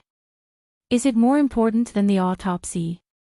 You only have 4 hours and you want to waste it. Duanmu Yao was angry. Unexpectedly, Chow Tong said, this matter is as important as the autopsy. Princess Duan, you must know. Please come over here. Duanmu Yao stood at the head of the coffin while Chow Tong stood at the bottom. Why did he want her to come over? Duanmu Yao walked over suspiciously. What are you trying to say? Can't you be more direct? 4 hours isn't. Before she could finish, Duanmu Yao abruptly shut her mouth. She followed Chow Tong's finger and saw that the wound on her mother's foot had disappeared. The wound on Empress Shue's foot was caused by a golden needle. It wasn't obvious at first, but due to the poison, it had turned bluish-purple. When the coroner had removed the needle, it had caused a second injury, so the wound had become obvious. Now, how could it disappear? How? Duanmu Yao couldn't believe it.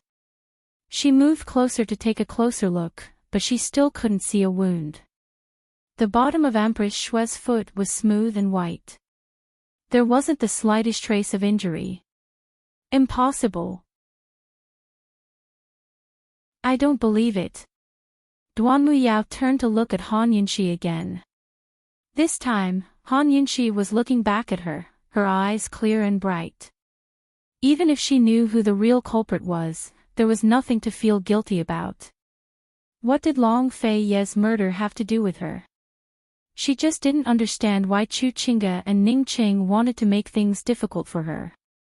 If they couldn't find the cause of death, they could have faked a sword wound to pin it on Long Fei Ye. Princess Yao, this is precisely what I wanted to tell you.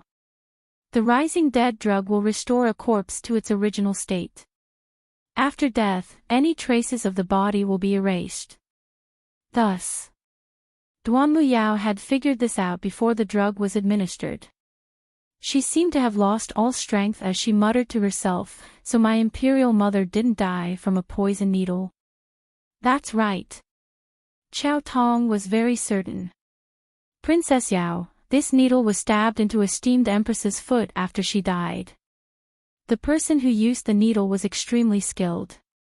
If it wasn't for the rising dead drug, this one would have had a hard time proving that the wound on esteemed empress's foot was caused after she died.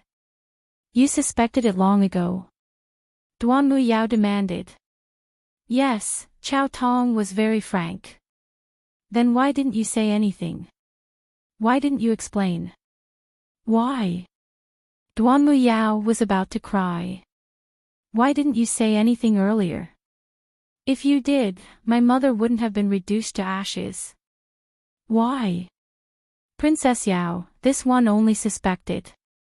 If I wanted proof, it would only be in theory. I don't think you believe me anyway. Now that you've seen it with your own eyes, this one won't explain any further, Chow Tong replied honestly. Duanmu Yao was so angry that she almost drew her sword and killed him. But she had to admit that he was right. If she hadn't seen it with her own eyes, she wouldn't have believed anyone's excuse for Han Yunshi's crimes. Han Yunxi had been framed, and the needle had been added. So all the evidence in her hands was fake. Who else could have killed her imperial mother besides Chu Qingge's group? What a Chu Qingge! She actually dared to play me like this. She wanted to use me against Long Fei Yi and Han Yunxi. No way. Hatred turned into strength as Duanmu Yao's eyes turned red. Qiao Tong, why aren't you inspecting the corpse yet? Just how did my imperial mother die? You have to give me an answer. The corpse had already begun to change, showing signs of hardening like other corpses. Qiao Tong quickly took out a pile of small tools and put on a pair of gloves to examine it. Although time was limited, Qiao Tong still carefully examined the corpse from head to toe, not missing a single detail. Silence fell upon the courtyard as everyone's attention rested on Qiao Tong's hands. Han Yunxi was still a little nervous right now. If Qiao Tong really did find out something, she and Long Fei Yi would really be smashing their own feet with a rock. As time trickled by, livor mortis began to appear on the corpse. Qiao Tong knitted his brows as his eyes focused. He seemed to have discovered something as he lifted his head to glance at Han Yunxi and Long Fei Yi. Everyone waited, expecting him to speak, but he didn't. Instead, he lowered his head again. Just how is it? Duanmu Yao couldn't wait any longer. Qiao Tong glanced at the time before revealing an awkward expression. Princess, this one still hasn't figured out the cause of death. There's still time, so this one will do his best. More than 2 hours had passed, but they still didn't know how she died. How were they supposed to find other evidence? Duanmu Yao grew angry. Qiao Tong, what are you saying? How can you not figure out the cause of death? What kind of world's #1 coroner are you? Princess Duan, take a look for yourself. There's no sign of any injury on the Empress body, Qiao Tong explained. If it was so easy to figure out, why would I need you? Duanmu Yao retorted. Qiao Tong had no choice but to shut his mouth. This wasn't the first time he'd encountered a situation like this, but it was the first time he was so pressed for time. He had to seize the moment. Han Yunxi was also sizing up the corpse, her heart filled with bewilderment. She'd already eliminated the possibility of external injuries, and there was no sign of poisoning. Could it be that she died of illness? Some deaths due to illness couldn't be found in a short period of time, let alone ancient autopsy techniques. Even modern medicine couldn't figure it out. Princess Duan, this one is certain that esteemed Wang Fei didn't die from external injuries or poisoning. There's only one possibility, which is that she died of illness. May I know if esteemed Wang Fei had any previous illnesses? Qiao Tong asked seriously. My imperial mother's health has always been good. She would occasionally catch a cold, but there's no way she'd die of illness. Someone must have killed her. Duanmu Yao was agitated. Although she'd been away from her imperial mother for a long time, they'd still exchanged letters. She was very familiar with her mother's condition. Princess Duan, this one can't rule out the possibility of someone using esteemed Empress's illness to murder her. If we want to figure out the cause of death, I'm afraid we'll have to. Qiao Tong hesitated, but didn't finish his sentence. After all, he was facing the corpse of Western Zhou's Empress. After all, Emperor Kongqing had been negotiating with the Chu clan troops and Tianning's Prince Regent to return the Empress's corpse and hand over the true culprit. Although the Empress was dead, she was more important than alive. Afraid of what? Tell me. Duanmu Yao asked anxiously. Qiao Tong was still hesitating when Han Yunxi spoke up. I'm afraid we'll have to dissect the corpse. From what Han Yunxi knew, ancient coroners only did superficial examinations. It was surprising that Qiao Tong dared to dissect the corpse to find out the cause of the illness. Impossible. Duan Muyao refused without hesitation. She could accept the bones dissolving into a puddle of blood, but she couldn't accept dissecting the corpse. She would never allow her imperial mother to suffer such humiliation after her death. Princess Duan, if we don't dissect the corpse, I'm afraid we won't be able to find out the true cause of death, Qiao Tong said helplessly. Are you sure you'll find out if we dissect the corpse? Duan Muyao retorted coldly. Qiao Tong admitted honestly, I can't be certain. Duan Muyao glared at him, but had no strength to argue. She knelt by Empress Shua's corpse as tears streamed down her cheeks. She regretted it. He was thoroughly regretting it.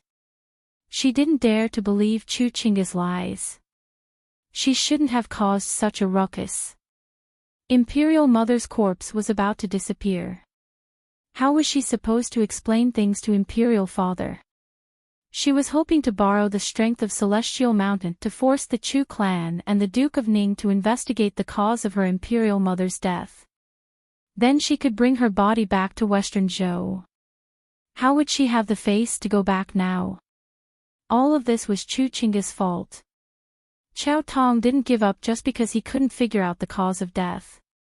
His attitude was as earnest as ever. Princess Duan, although we can't confirm esteemed Empress's cause of death, we can at least prove that Qin Wangfei wasn't the one who killed her. The Chu clan's motives for accusing Qin Wangfei of murder are worth considering. Who else could it be but them? Chu Qingge, Ning Cheng. This princess can't exist under the same sky as you. Duan Muyao gritted her teeth. She imagined that Chu Qingge must be laughing at her right now. Qiao Tong didn't give any conclusions, while Han Yunxi didn't speak up to explain herself.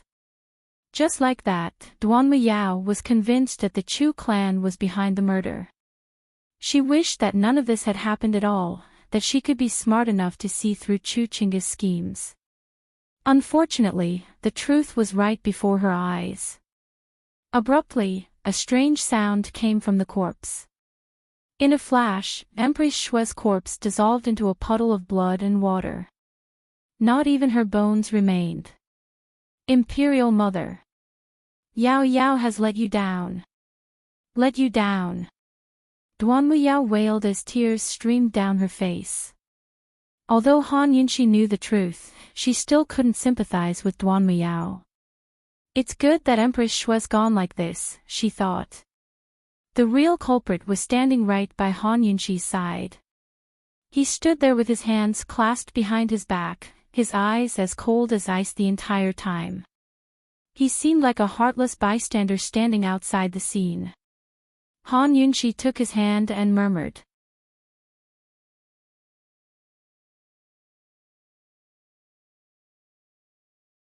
Chapter 661. Han Yunxi asked in a low voice, Long Fei Yi, what's the real cause of death? Internal injuries, Long Fei Yi muttered back. Internal injuries. Han Yunxi didn't know whether to laugh or cry. Just what happened? Using internal energy to injure the 5 viscera without leaving any marks on the surface. Once the chest is cut open, everything will be clear at a glance, Long Fei Yi said. How can it injure the 5 viscera without leaving any marks? That's not something a normal person can do, right? Han Yunxi asked. Only Celestial Mountain's internal energy can do it, Long Fei Yi replied honestly. Han Yunxi finally realized how dangerous the situation had been. If Duan Muyao had been a little more ruthless and had Qiao Tong cut open the chest, the truth would have been revealed. Anyone who knew Celestial Mountain's internal energy arts was either Long Fei Yi himself or one of his subordinate swordsmen. This was what it meant to kill without spilling blood. Han Yunxi's heart was filled with emotions. After a long silence, she asked, Long Fei Yi, Empress Shua is innocent, right? Her status makes it impossible for her to be innocent, Long Fei Yi replied. Han Yunxi wanted to retort, but didn't know how. She asked, then what about her status as Qin Wangfei? Long Fei Yi looked at her with furrowed brows. What are you thinking about? A general success is built on the bones of 10,000. How many skeletons are piled up for the glorious throne? Han Yunshi sighed with emotion. It's destined to be piled up with thousands of skeletons. The only difference is whether or not the person sitting on the throne can start a golden age so that Cloud Realm continent will no longer suffer from famine, war, or displacement. As Long Feiyi spoke, his gaze flickered to the sobbing Duan Muyao kneeling on the ground. His eyes were as cold as ever, devoid of sympathy or pity. After circling around in such a big circle, everything was still under his control. Ning Cheng and Duan Muyao could fight it out. Han Yunshi had almost forgotten how big this man's heart was. At this moment, she remembered. She interlocked her fingers with his. Long Feiyi, I'll accompany you. Long Fei tightened his grip on her hand without a word. Before he left, he walked up to Chao Tong and questioned, "Where are the golden needles?" As soon as Chao Tong took out the golden needle, Long Feiyi snatched it away. "Return it to its rightful owner." Chao Tong looked up at Long Feiyi. Other than smiling, what else could he do? This needle originally belonged to the Princess Consort, so it should be returned to its rightful owner. Besides, even if it wasn't esteemed Wang Fei's, he had no choice but to give it to His Highness Duke of Qin. Return it to its rightful owner. Han Yunshi smiled and reached out to Long Feiyi. From today onwards, anything you lose belongs to your lordship. Don't even think about getting it back. Long Feiyi was very unhappy. Han Yunshi was resentful, but didn't dare to fight with him. She felt that she should be more careful in the future so she didn't cause any more trouble. Long Feiyi wrapped the needle in a handkerchief before putting it in his sleeve. Han Yunshi knew that this misophobic fellow would definitely wash the needle multiple times when he got home. Duan Muyao wanted to kneel on the ground and cry, but Han Yunshi and Long Feiyi were already preparing to leave. To them, this matter was basically over. The only thing they could be sure of was that Chu Qingge and Ning Qing had forged evidence to deceive Duan Muyao. That made them the biggest suspects. Han Yunshi thanked Chao Tong before preparing to leave with Long Feiyi. The King of Medicine quickly chased after her with a chuckle. "Lass, aren't you going to stay for a few more days?" The King of Medicine's tone made it sound like they were very familiar with each other. Because the King of Medicine had once wanted to keep Han Yunshi at the medical hut, Long Feiyi no longer had a good impression of it.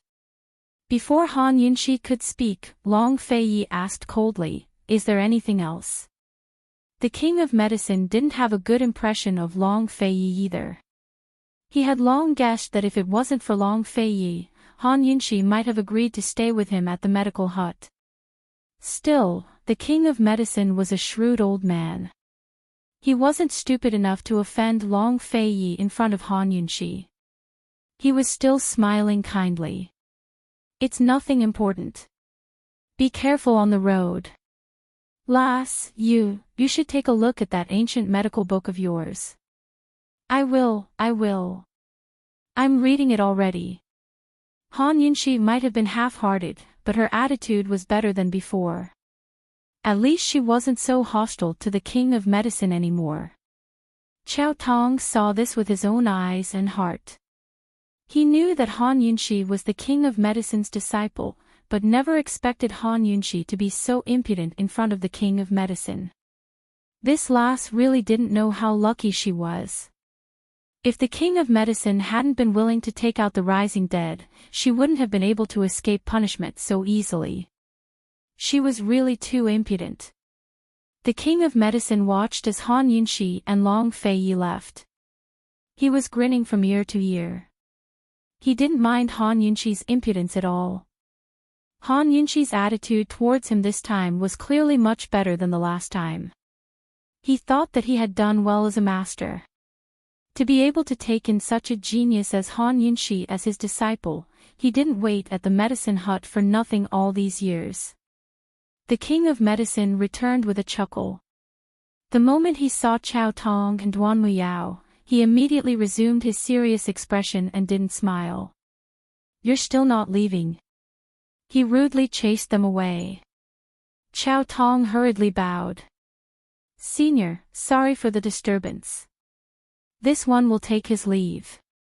Duan Muyao was still crying, immersed in her sorrow. Chow Tong was about to leave and felt really bad about it, so he came back to persuade her. "Princess Duan, you should leave. Don't hurt your eyes from crying. Princess Duan, let's go. You can only avenge esteemed Empress after you recover, isn't that right?" The word avenge successfully roused Duan Muyao's fighting spirit. She rose to her feet and said coldly, "Chu Chinga, Duan Muyao, swear that I won't rest until I get my revenge." Around 3 days after Chow Tong and Duan Muyao left the medicine hut, news spread throughout Cloud Realm continent. Because of Chow Tong's participation, Western Zhou's Emperor Kongqing had no doubts. He angrily dispatched troops to the west of Fenglin Prefecture to warn Ningqing that if he didn't hand over the Chu clan troops, Western Zhou would wash Tianning in blood to avenge the Empress. Duan Muyao pulled herself together again and led a group of Celestial Mountain swordsmen to push an empty coffin filled with blood to the gates of Western Liang's imperial city. She wanted Chu Chinga to meet her outside. In any case, Western Zhou and Tianning were at daggers drawn and on tense terms. Ningqing had been busy teaching Ningjing a lesson at Cloud Realm Trade Consortium's headquarters, but rushed back to Western Liang as soon as he heard the news. As soon as he saw Chu Chinga, he raged, "What are you doing? What did you promise your lordship in the first place?" Ningqing was no fool. If Chu Chinga hadn't told him that she'd found a reliable person to fake the wound, he wouldn't have acted rashly. Chow Tong didn't find out that the wound was fake. They used the medicine hut's miracle medicine to restore the corpse. Chu Chinga explained hastily. "Ningqing, just who killed Empress Shui? Just how did she die?" Ningqing gave Chu Chinga a cold look. He didn't want to waste any more words with this woman. If Empress Shui hadn't been killed by Long Fei Ye's men, they would have found the cause of death long ago. They hadn't found the cause of death or the true culprit, but they'd succeeded in convincing Duan Muyao that he and the Chu clan were the culprits. Now that the corpse was gone, he and the Chu clan were set to take the blame. "Ningqing, what do we do now? Emperor Kongqing's looking like he'll really start a war." Chu Chinga said anxiously. Ningqing didn't answer. He wasn't worried about Emperor Kongqing, but Duan Muyao. Long Fei Yi had done all he could to sow discord between Duan Muyao and the Chu clan for a reason. The central regions of Cloud Realm continent were home to the aristocratic families, the eastern regions were home to the merchants, and the western regions were home to the Jianghu. The three-way battlefield spanned thousands of li and was home to many factions of the Jianghu. Now that they'd offended Duan Muyao, they'd offended Celestial Mountain as well as half of the Jianghu. That was a lot of trouble. While Ningqing was lost in thought, a eunuch rushed in. "Your Highness Duke of Ning, the Ministry of War has sent word that the 3 batches of military grain from three-way black market have all been robbed." Ningqing grew alarmed. Where were they robbed? Eternal Space Mountain. They were robbed as soon as they entered, the eunuch replied. Eternal Space Mountain was the territory of the Eternal Space faction. Besides themselves, who else would dare to rob the goods passing through their territory? Ningqing slammed a fist on the table and said coldly, "Pass down my orders. All military supplies are to be on guard against the Jianghu's forces. And also, contact Carefree City and the City of Daughters. Have their young lords come see your lordship and tell them there's something we need to discuss." The eunuch hastily left with his orders. Chu Chinga's face was ashen. "Ningqing, if we start fighting with Western Zhou and Duan Muyao joins in, then won't we?" Before she could finish, Ningqing cut her off coldly. "Don't worry. It was the Chu clan who killed Emperor Shui. It has nothing to do with Tianning. He was clearly planning to hand over Chu Tianyin. Chu Qingge understood. She hesitated as if she wanted to plead on Chu Tianyin's behalf, but in the end she said nothing. She always remembered that it was Chu Tianyin, her father, and her uncles who'd arranged for her to end up where she was today. She'd been ruthless to herself for so long, so how could she show mercy to anyone else now? She smiled and said, handing over Chu Tianyin and the Chu clan troops isn't a bad choice. In any case, the Chu clan's driving arrow archers don't have much fighting power left. Ning Qing ignored her and prepared to leave when he suddenly remembered something. He turned back and asked coldly, "Where's your lordship's item?" "What item?" Chu Qingge was lost. "The acupuncture needle." Ning Qing said coldly. "Don't tell your lordship that you lost it." Only then did Chu Qingge remember. She felt helpless as well. That thing, I told Duan Muyao about it, but, lost it." Ning Qing didn't want to hear her explanation. Chu Qingge didn't even dare to see Duan Muyao, so how was she supposed to know where the item had gone? She had no answer.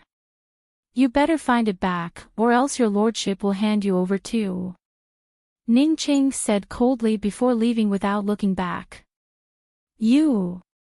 "Ning Qing, what do you mean by this?" Chu Qingge was furious. She chased after him for a few steps, but couldn't catch up. "Am I not even worth one of Han Yunxi's needles?" "Ning Qing, what do you want that acupuncture needle for?" As soon as Ning Qing left, he found the same guard from before and asked coldly, "Where's the item?" To reply, "Master, this subordinate couldn't get close to the medicine hut, so I don't know who has the item," the guard reported. Ning Cheng's face was gloomy. After a while, he asked, "Can you find another one?" The guard looked troubled. He was about to reply when a warm voice spoke up. "Duke of Ning, what time is it now? You're still thinking about Han Yunxi's acupuncture needle. What do you want to do?" Looking in the direction of the voice, they saw that the person who had come was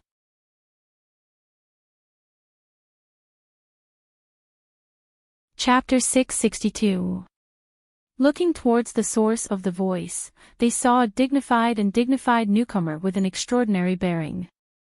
This was none other than Ning Cheng's little sister, Emperor Tianhui's youngest noble consort, the current grand concubine Ning'an. Unlike Ning Jing's shrewdness, Ning'an was a reserved and mature woman. Although she was Ning Cheng's little sister, she looked more like an elder sister. Chu Qingge was the Empress Dowager, while she was the grand concubine.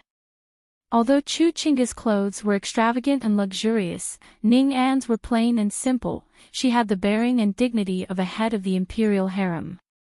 She was quiet by nature, but not an obedient person. She'd hidden herself in Emperor Tianhui's harem for years and occupied the position of noble consort.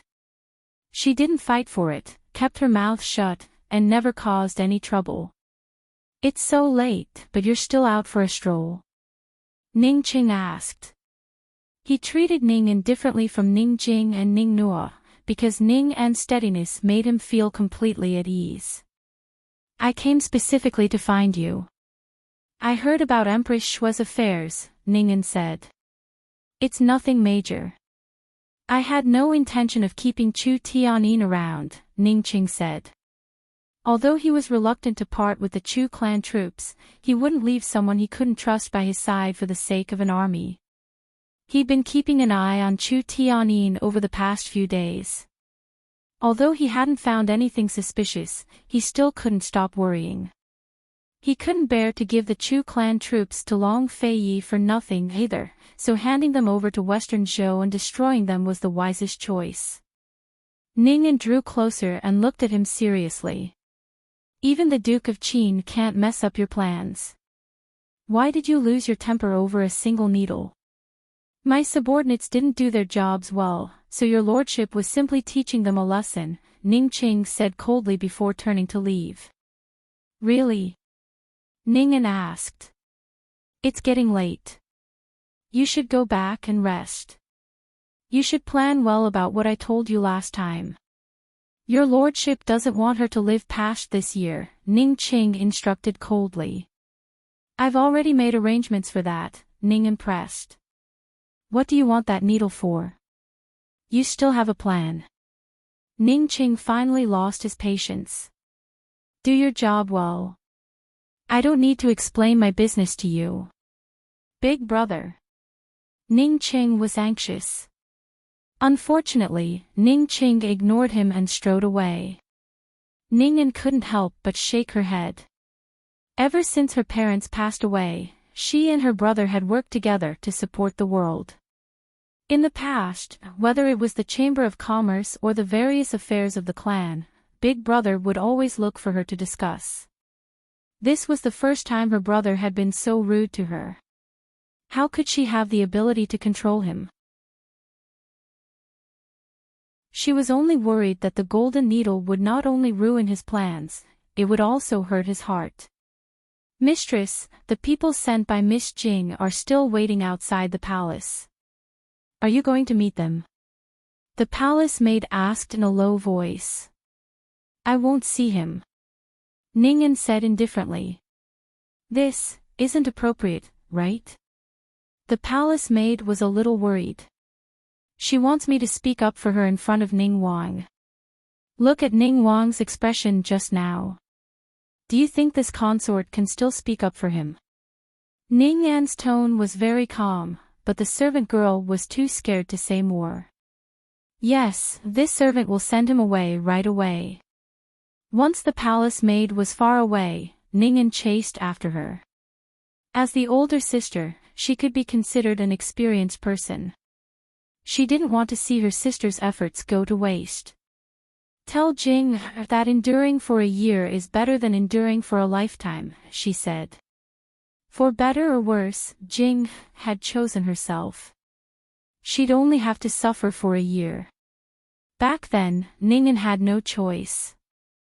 Her only choice was to take the medicine so that she wouldn't be able to bear children for the rest of her life. She wouldn't fight for favor or power.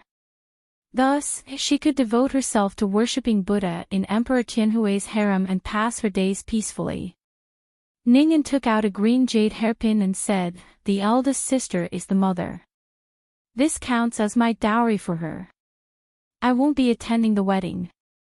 After the palace maid withdrew, Ning gave a long sigh. She only hoped that there were still descendants of Western Qin's imperial clan left to live up to the Ning clan's loyalty. The only descendant of Western Qin's imperial clan was currently sitting in the East Qin crown prince's carriage. Despite her intelligence, she was still clueless about everything.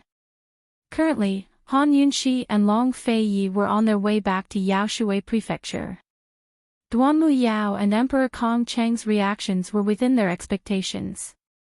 Han Yunxi said, Ning Qing only has one path to take. He'll push all the blame onto the Chu clan and hand Chu Tianyin over to Emperor Kongqing. Long Feiyi nodded. What about the two elders of the Chu clan? Of course he's keeping them.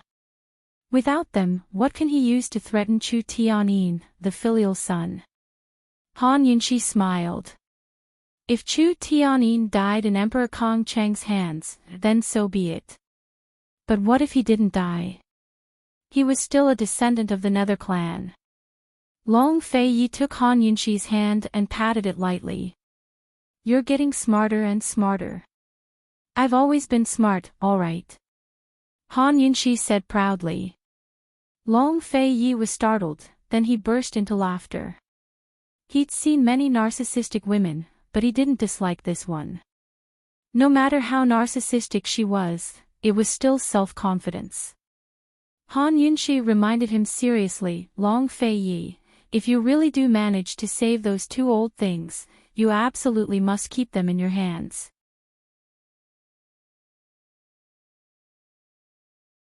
You're getting more and more despicable, Long Feiyi said. I've always. Han Yunxi came to her senses halfway through her sentence and looked over disdainfully. There's nothing I can do about it. Those who get close to ink are stained black. Uncle Gao almost went astray when he heard their conversation. It was rare for these two masters to only use their mouths instead of their hands. From what he could tell, His Highness Duke of Qin was at a disadvantage. Although they were chatty, they still had to talk business. The fate of the Chu clan lies in Chu Tiannin's hands. Life and death are in his hands, Long Feiyi said. Chu Tiannin was in the most difficult position. Not only did he have to face the enmity of Emperor Kong Qing and Duan Muyao, but he also had to face Ning Cheng's suspicions and Long Feiyi's test. If he wanted to kill his way out of these three predicaments, he had to make a choice. It all depended on what he left behind and what he gave up. Long Feiyi was still looking forward to Chu Tiannin's actions. After all, he was the one who'd thrown Tianning into chaos. Chu Tiannin would probably make a move within the next few days. Han Yunxi suddenly asked, Long Feiyi, why did Chu Tiannin think of seducing you? Although there were no eternal allies or eternal enemies, Chu Tiannin wouldn't go so far as to seek Long Feiyi out. Long Feiyi was at least half responsible for the Chu clan's current predicament. Because no one can help him besides your lordship, although Chu Tiannin had been persuaded by Gu Beiyue, Long Feiyi's words were the truth. A few days later, Han Yunxi and Long Feiyi returned to the Yaoshui estate. They'd just gotten out of the carriage when Chu Shifeng came to report, Your Highness, esteemed Wang Fei, Chu Tiannin has admitted his crimes. Admitted his crimes? Long Feiyi didn't understand. It counts as a confession. He admitted that he was the one who killed Empress Shui, and said that if Western Zhou wants to invade Fenglin Prefecture, they'll have to go through his Chu clan troops first. Chu Shifeng reported. What's he singing now? Han Yunxi was lost. If she hadn't known beforehand that Chu Tiannin was planning to rely on Long Feiyi, she would have believed that he was loyal and devoted to Ning Qing. Ning Qing hadn't even tried to shift the blame, but Chu Tiannin had taken it all on himself. Interesting, let's wait and see, Long Feiyi was intrigued. After eating some food in the courtyard, Han Yunxi hastily went to bathe and catch up on sleep. Long Feiyi naturally headed for Gu Beiyue's quarters. Did you give Chu Tiannin the idea? Long Feiyi asked. Gu Beiyue shook his head. If he can't even solve a problem like this, there's no need for your highness to keep him around. Long Feiyi was waiting for this answer. He sat down and poured himself a cup of tea. Gu Beiyue smiled. Your Highness Duke of Qin, is there anything else you want to discuss? Long Feiyi wouldn't sit down unless he had something important to discuss. Every time, he'd leave as soon as he finished speaking without another word. Your dantian is damaged, so why was it able to reflect this prince's true qi? Long Feiyi had been wanting to ask this question for a long time, and he just happened to have some free time today. This one has been pondering over it these past few days, but unfortunately. Gu Beiyue sighed. He didn't explain much, only saying indifferently, a doctor doesn't treat himself. So be it. Hand, Long Feiyi said. Gu Beiyue was slightly taken aback, but he quickly extended his hand. He hadn't expected Long Feiyi to take his pulse for a second time. Long Feiyi felt for a long time, but couldn't find anything. Suddenly, he grabbed Gu Beiyue's hand and placed their palms together, once again transferring true qi to Gu Beiyue. Not long after, the true qi was reflected back. If Long Feiyi hadn't been sitting so steadily, he probably would have been flung out long ago. Last time, it had happened so suddenly that Gu Beiyue didn't seriously feel it. This time, he closed his eyes and seriously felt the changes in his dantian. Long Feiyi didn't disturb him, drinking tea while waiting. Gu Beiyue seemed to have discovered something and tried to circulate his qi. At first, it went smoothly, but after a while, he spat out a mouthful of blood, his whole face turning pale. "What's the situation?" Long Feiyi asked. Gu Beiyue looked at him for a long time, then said seriously, "This one's Dantian, perhaps it can be saved." "Why do you say that?" Long Feiyi was surprised. When he was injured, he had a blood clot in his Dantian, seriously injuring his Dantian and crippling his inner qi. Now, it seemed that it wasn't the case. Now, it didn't look like a blood clot, but more like a qi clot. Blood clot and qi clot could both cause serious injuries to the Dantian, but the consequences were different. Maybe it's because the true qi clot in the Dantian, causing the qi to not flow smoothly and unable to circulate. Gu Beiyue said seriously. Long Feiyi was an expert, so he understood immediately.